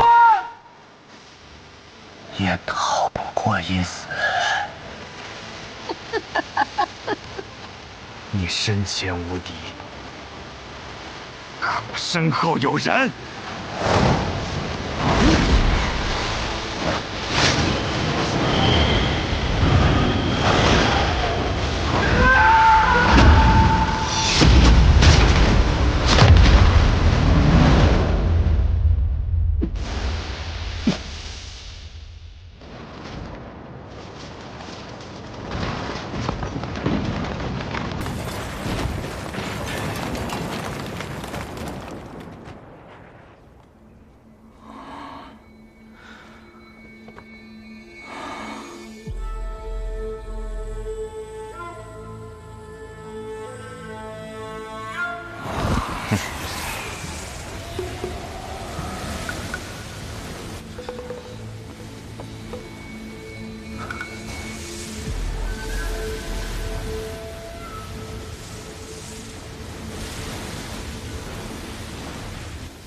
放在那一剑之后，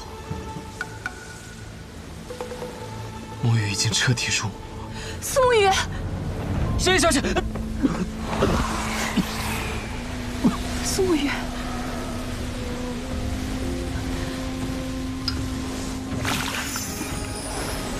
这是碧心水，可解走火入魔之症。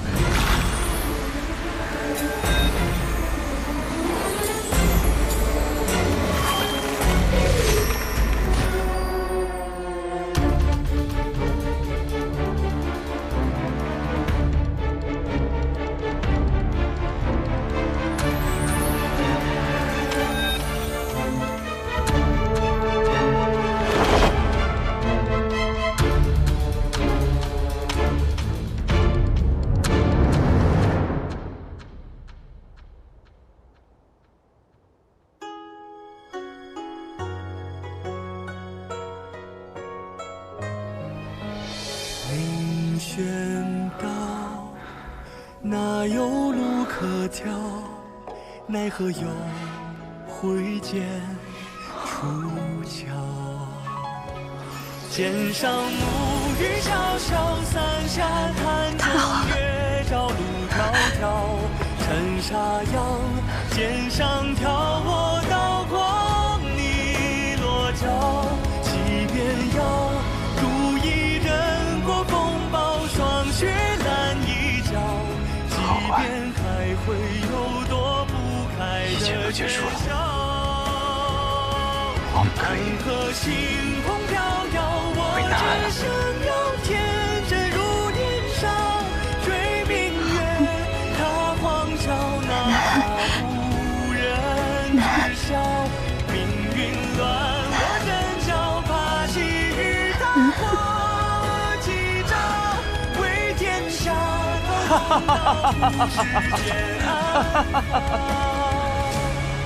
苏沐雨，我讲错了，你跟我一样，都是这个世上最好的男人。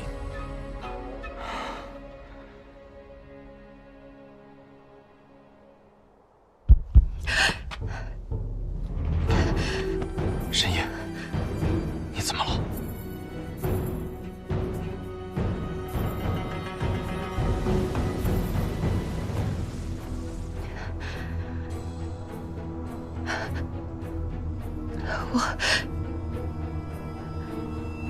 着了我那失职的道。到底怎么回事啊？我本就重伤未愈，又耗费了大量的精血炼制解药，本应该被小百草彻底清除的体内的药人之毒，如今复发，应当是叶芽故意设计的。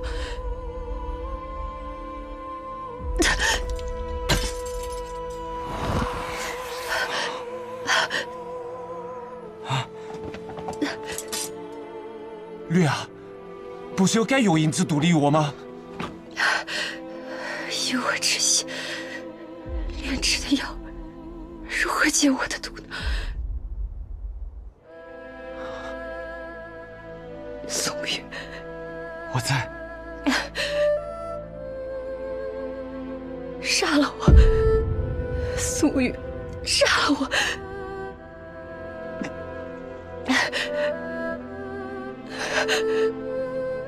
我不想变成药人，会很丑的。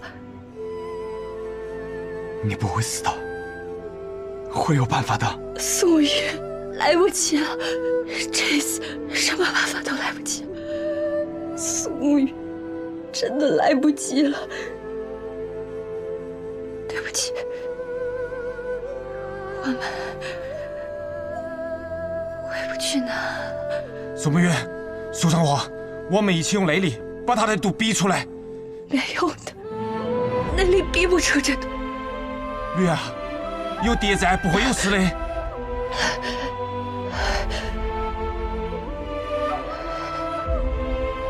神音，天启城中也有神音，图瓦和我说过，我知道在哪里，我带他去。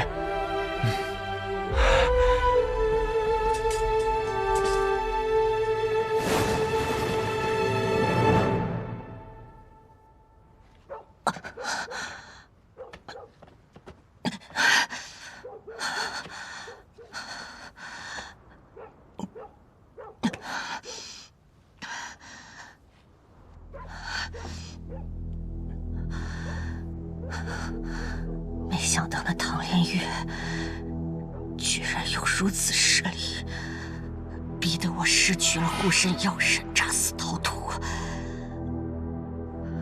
天启四守护还是小瞧了他。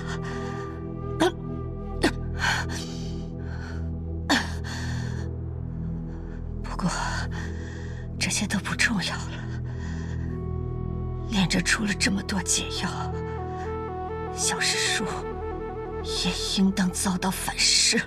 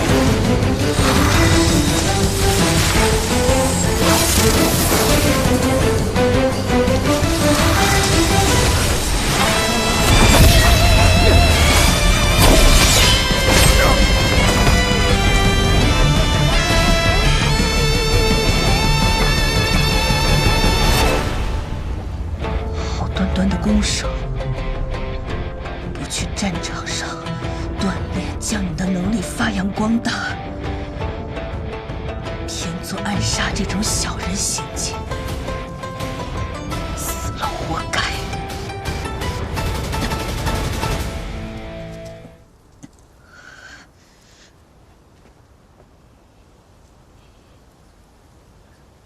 把这个服下。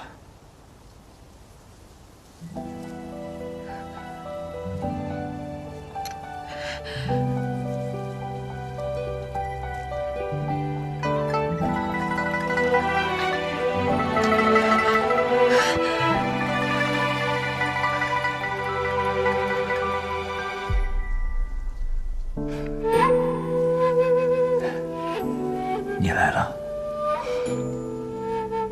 我来了，我来救你了。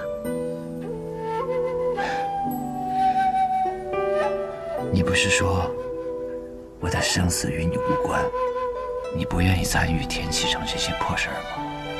你管我，我想来就来。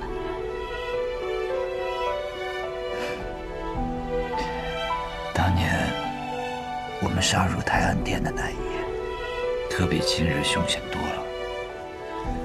你不是也没来天启看一眼？那一夜，我早就到了天启城。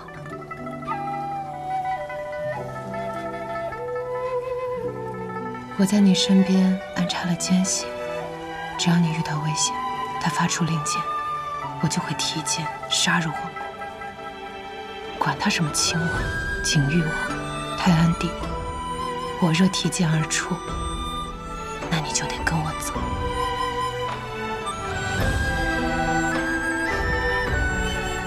别废话了，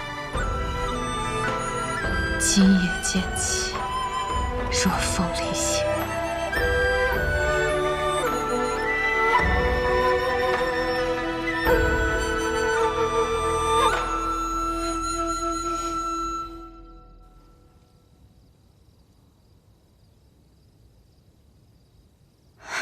雨墨姐姐，你醒了。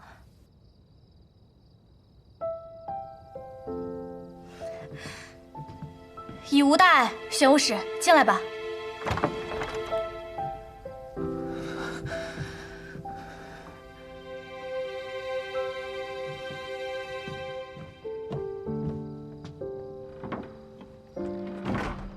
上一次受这么重的伤，还是你动的手。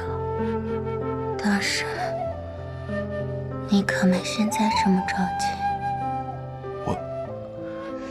理什么理？坐过来说话。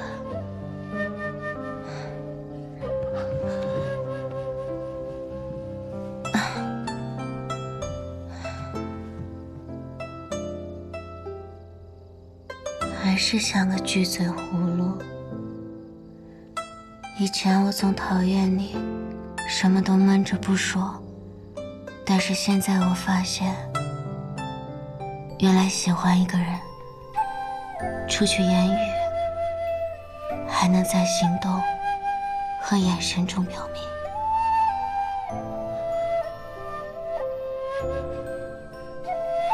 经过这一遭，我也算是确认了你对我的心意。想想看，居然能拿下堂堂玄武使，也是死而无憾了吧？不会死，也不许死。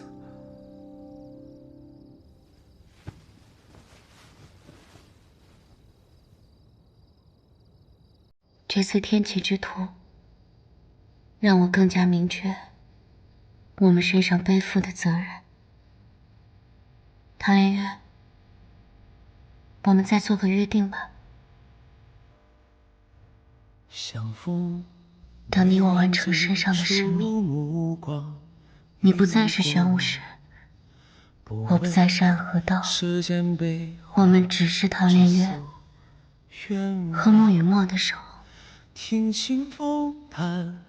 到那时，我们想说喜欢，别喜欢，想去哪里便去哪里。念念不忘，念念遥遥，向往是谁的念想？这山河无恙，你别来无恙，我答应像最初一样。当陪王爷做完他想做的事，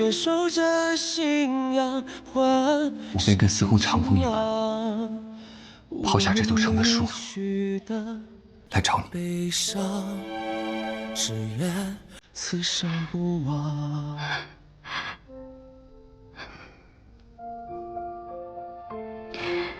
你走吧，天启城和琅琊王都很需要你。相逢唯愿最初目光，一如过往。快去吧。不问世间悲欢，只诉愿望。听清风坦荡，听雪落戎装。笑谈踏过死生风雨。初次见你时，弄坏了你的面具，一直想再陪你一个，但总找不到合适的时机。而且，这山河无恙，你别来无恙，像最初一样。而且什么？我不希望你再戴着面具，不希望你再隐藏自己的身份。我希望你能自由地走在阳光之下。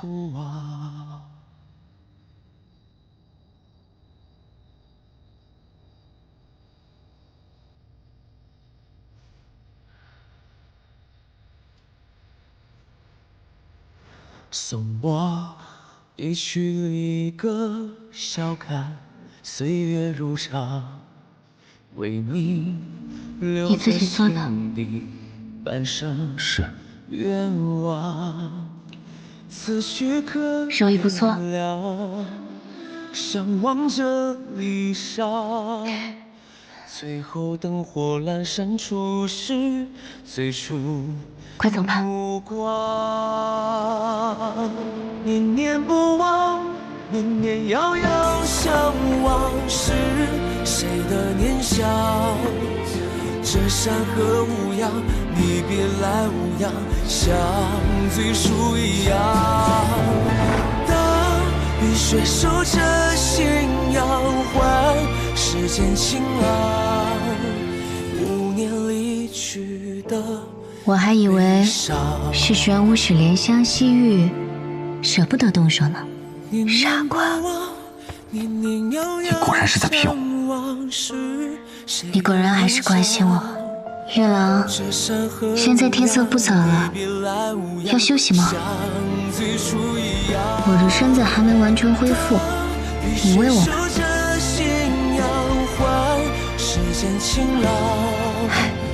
5年离去的悲伤，只愿此生不忘。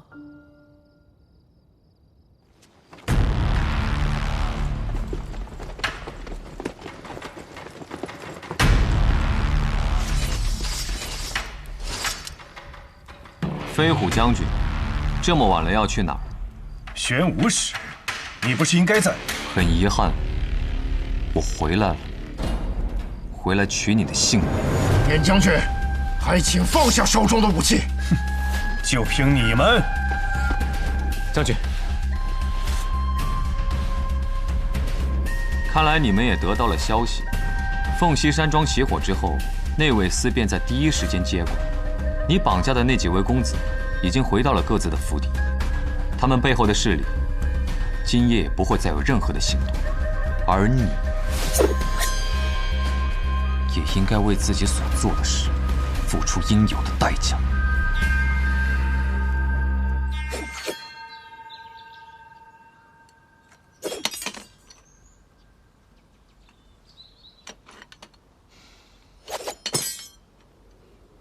真是烦人。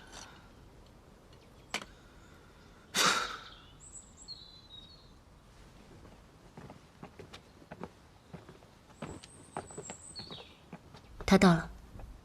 4天过去了，希望连月使给我一个满意的答案。首先，卓青大剑死了吗？我当时确定已经重伤他，但他应该还保留一丝气息。本来我想最后补上一招，但当时出了一些状况。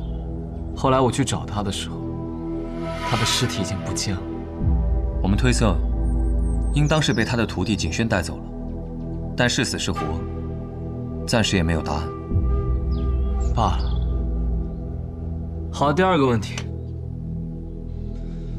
筹谋这一切的大皇子萧勇会受到什么样的惩罚？那夜的天启谋乱，飞虎将军典业已经认下了所有的罪责。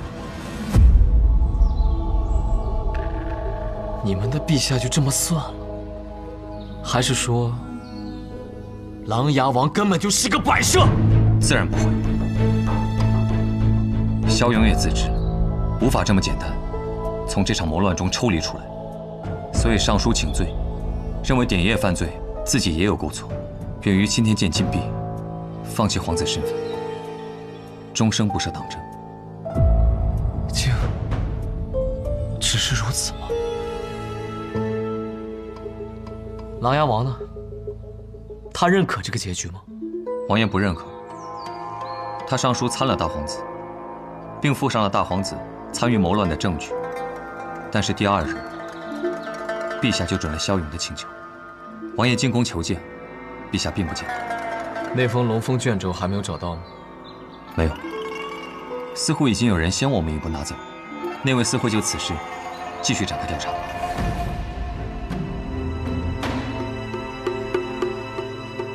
回去吧。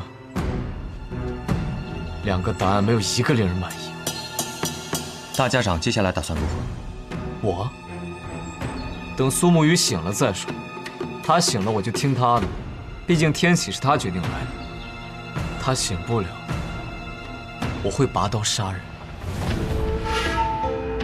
萧勇要死，琅琊王也要死。走吧。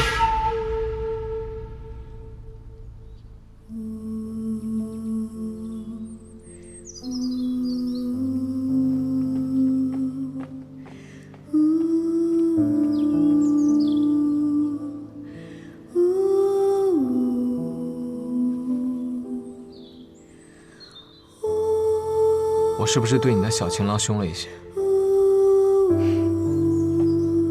同你往日比起来，还是温和了些。与你的心上人一同经历了一场生死，怎么感觉你好像并不开心？如今这样的情形，还有什么事情能让我开心呢？雨墨，如今穆家只能依靠你一个人了。我明白，从今以后，我就是穆家家主，所有的儿女情长都会放之身后。你做得到？你放心，而且他既给了我允诺，我又何必着急呢？去吧。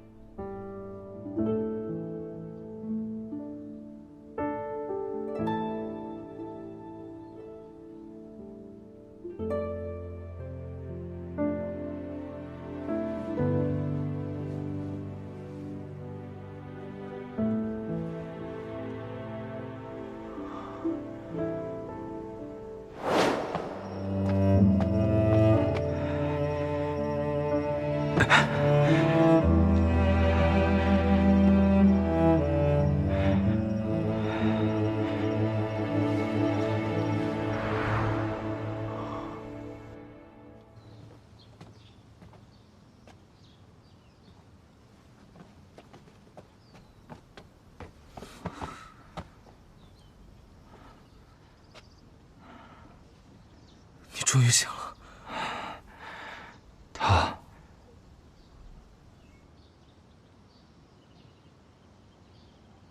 白鹤南飞，淮水相望。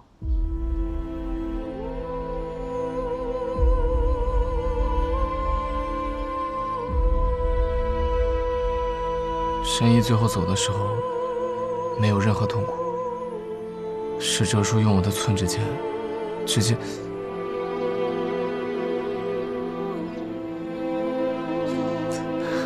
你知道的，哲叔向来干净利落。神医还没有感受到任何痛苦，就已经结束了。哲叔说，既然你已经晕了过去，那这件事便只能由他来做。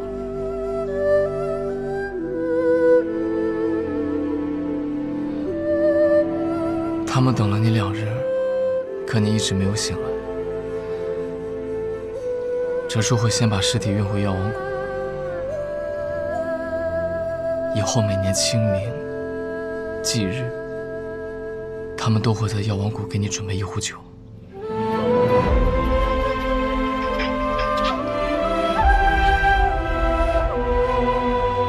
等你去那儿。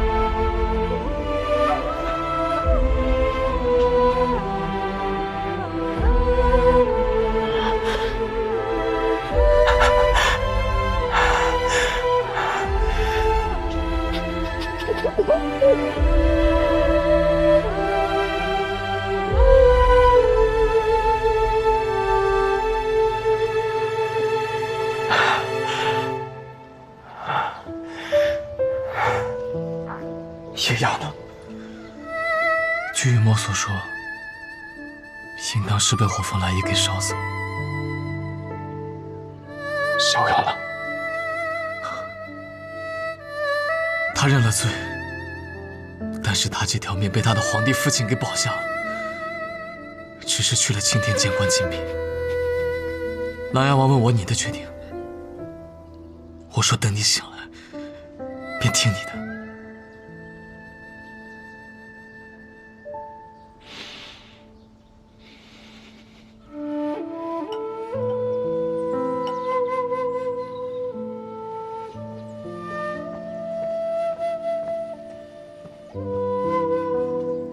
王爷，苏沐雨醒了吗？还没有，我只见到了苏长河。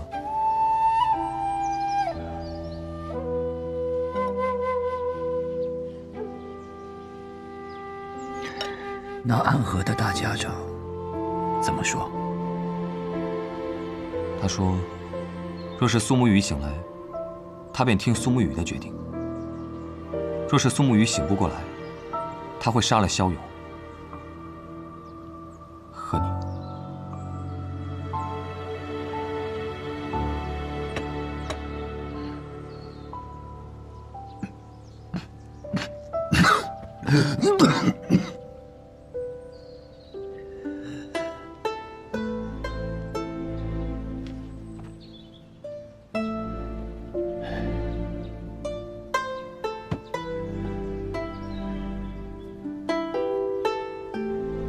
或许不需要等了他拔刀了。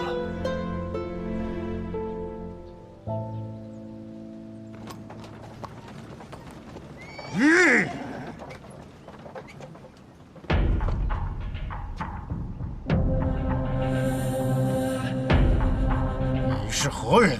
来此送葬，为你身后之。大胆！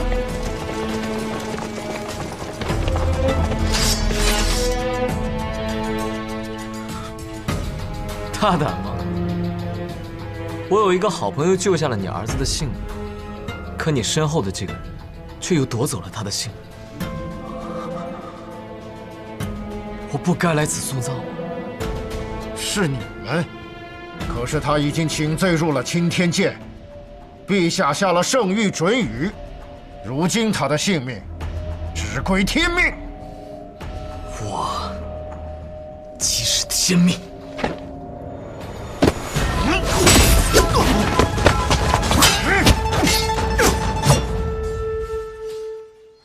殿下打算去关禁闭吗？苏家主。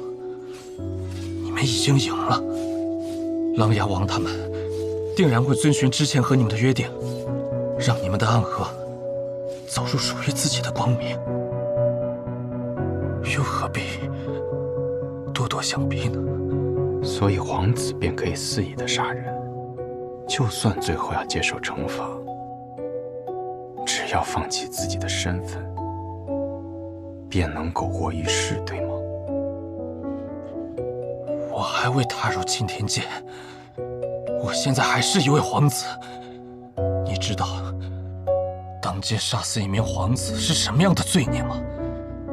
你们暗河将永永远远不可能迎来所谓的光明，影子永远是影子，一旦碰到阳光就会消失。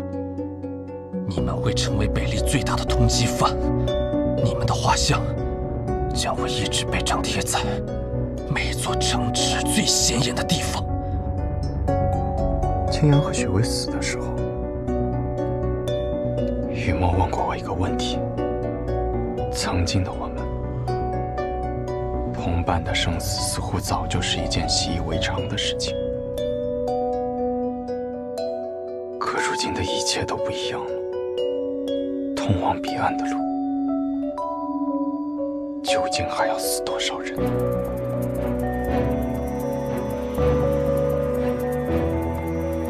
我有我的选择，为神医，为青阳，为雪薇，为每一个因你们操控而死的同伴复仇。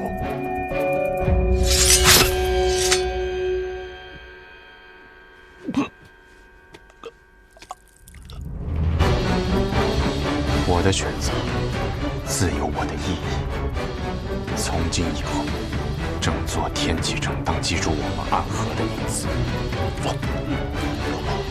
没有人能再将我们当作可以肆意操控的棋子，因为他们已经看到这样做的代价。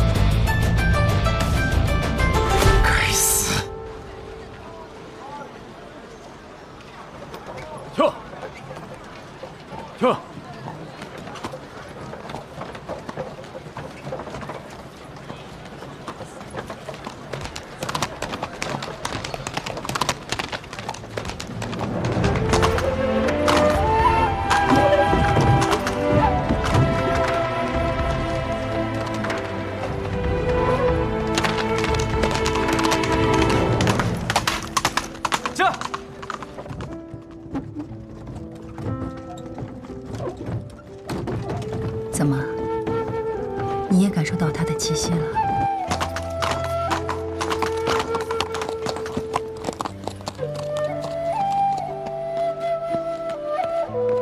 在看什么？没什么。这。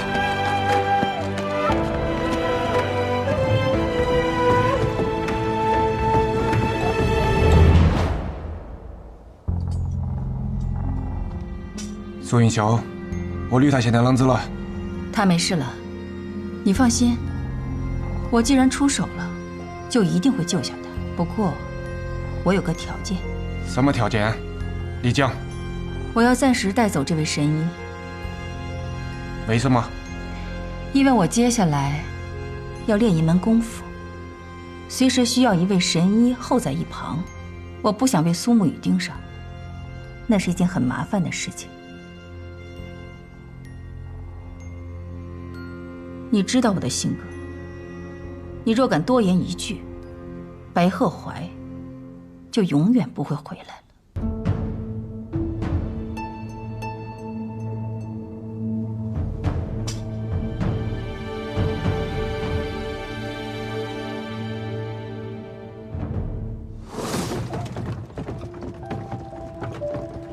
你说，苏沐雨未来会变成什么样子呢？真是令人好奇呀。在看到了无限接近光明之后，又坠入永无止境的黑暗。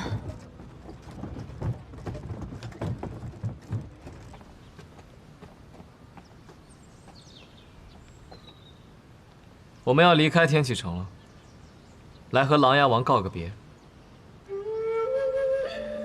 或许你们不该杀死萧勇，此事有很多种解决办法，可你们选择了最无法挽回的一种。别人都说我是个疯子，我这兄弟其实也是。琅琊王殿下，或许暗河的彼岸并非最初我们期盼的那样，我们想成为的是可立于光明之下的人，并非权力斗争下的棋子。萧勇若去了青天剑，在国师启天辰的浮沉之下，很难再寻机会。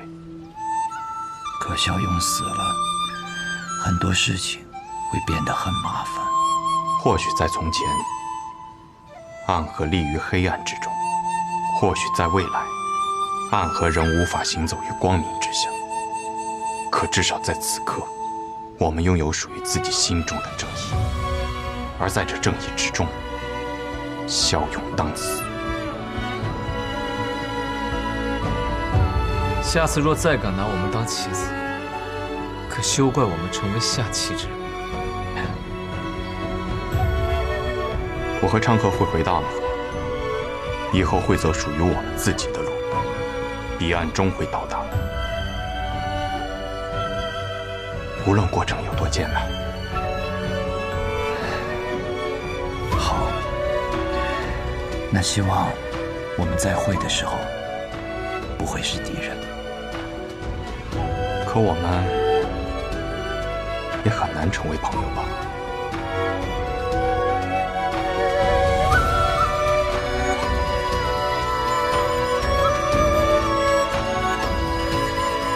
走了。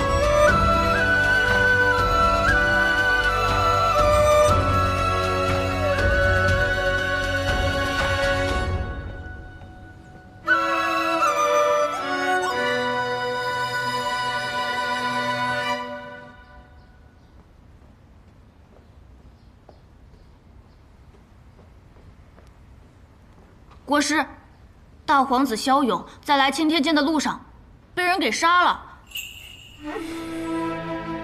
谁动的手？我只见过其中一人，当年来过青天剑之外，被国师您一道皇符给打退了。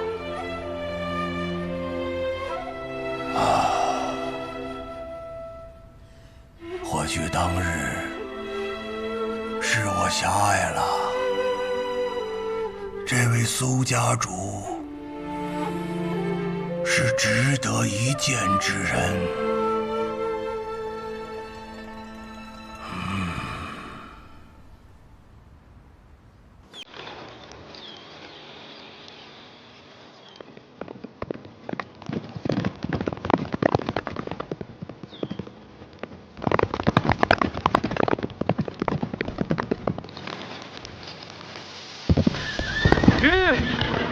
鱼，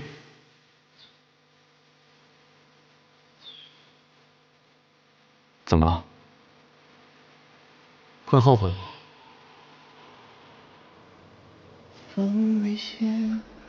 我们努力了这么久，可那一剑之后，还是回到原点。琅琊王帮不了我们的，他马上就要死了。他想在死前为自己在意的人铺好路，可是他所在意的那些人，要走的却是和我们截然不同的路。这天启城的大乱才刚刚开始。不过，那和我们暂时没有关系。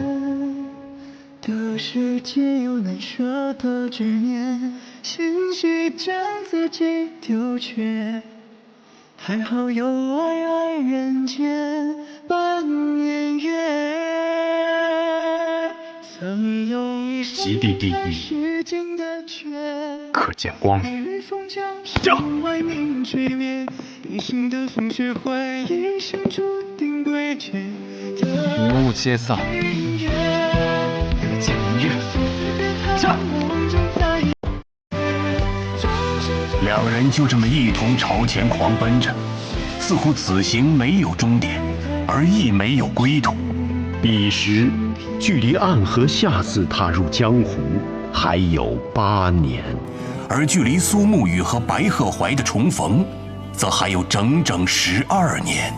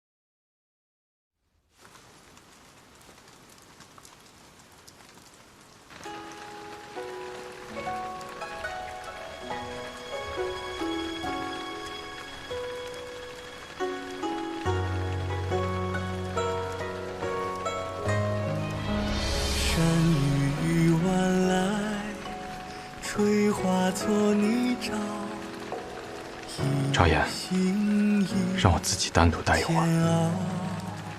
好。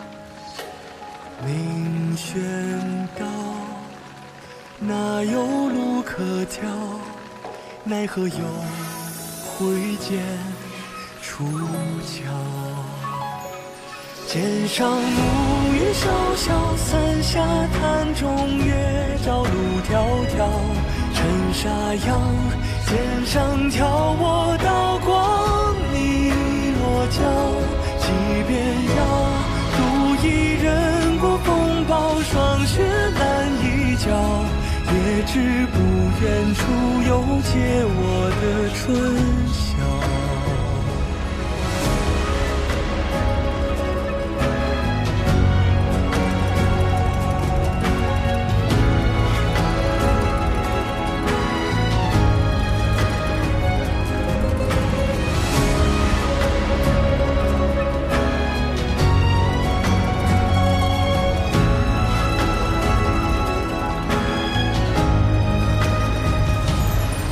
上暮雨潇潇，伞下潭中月照路迢迢。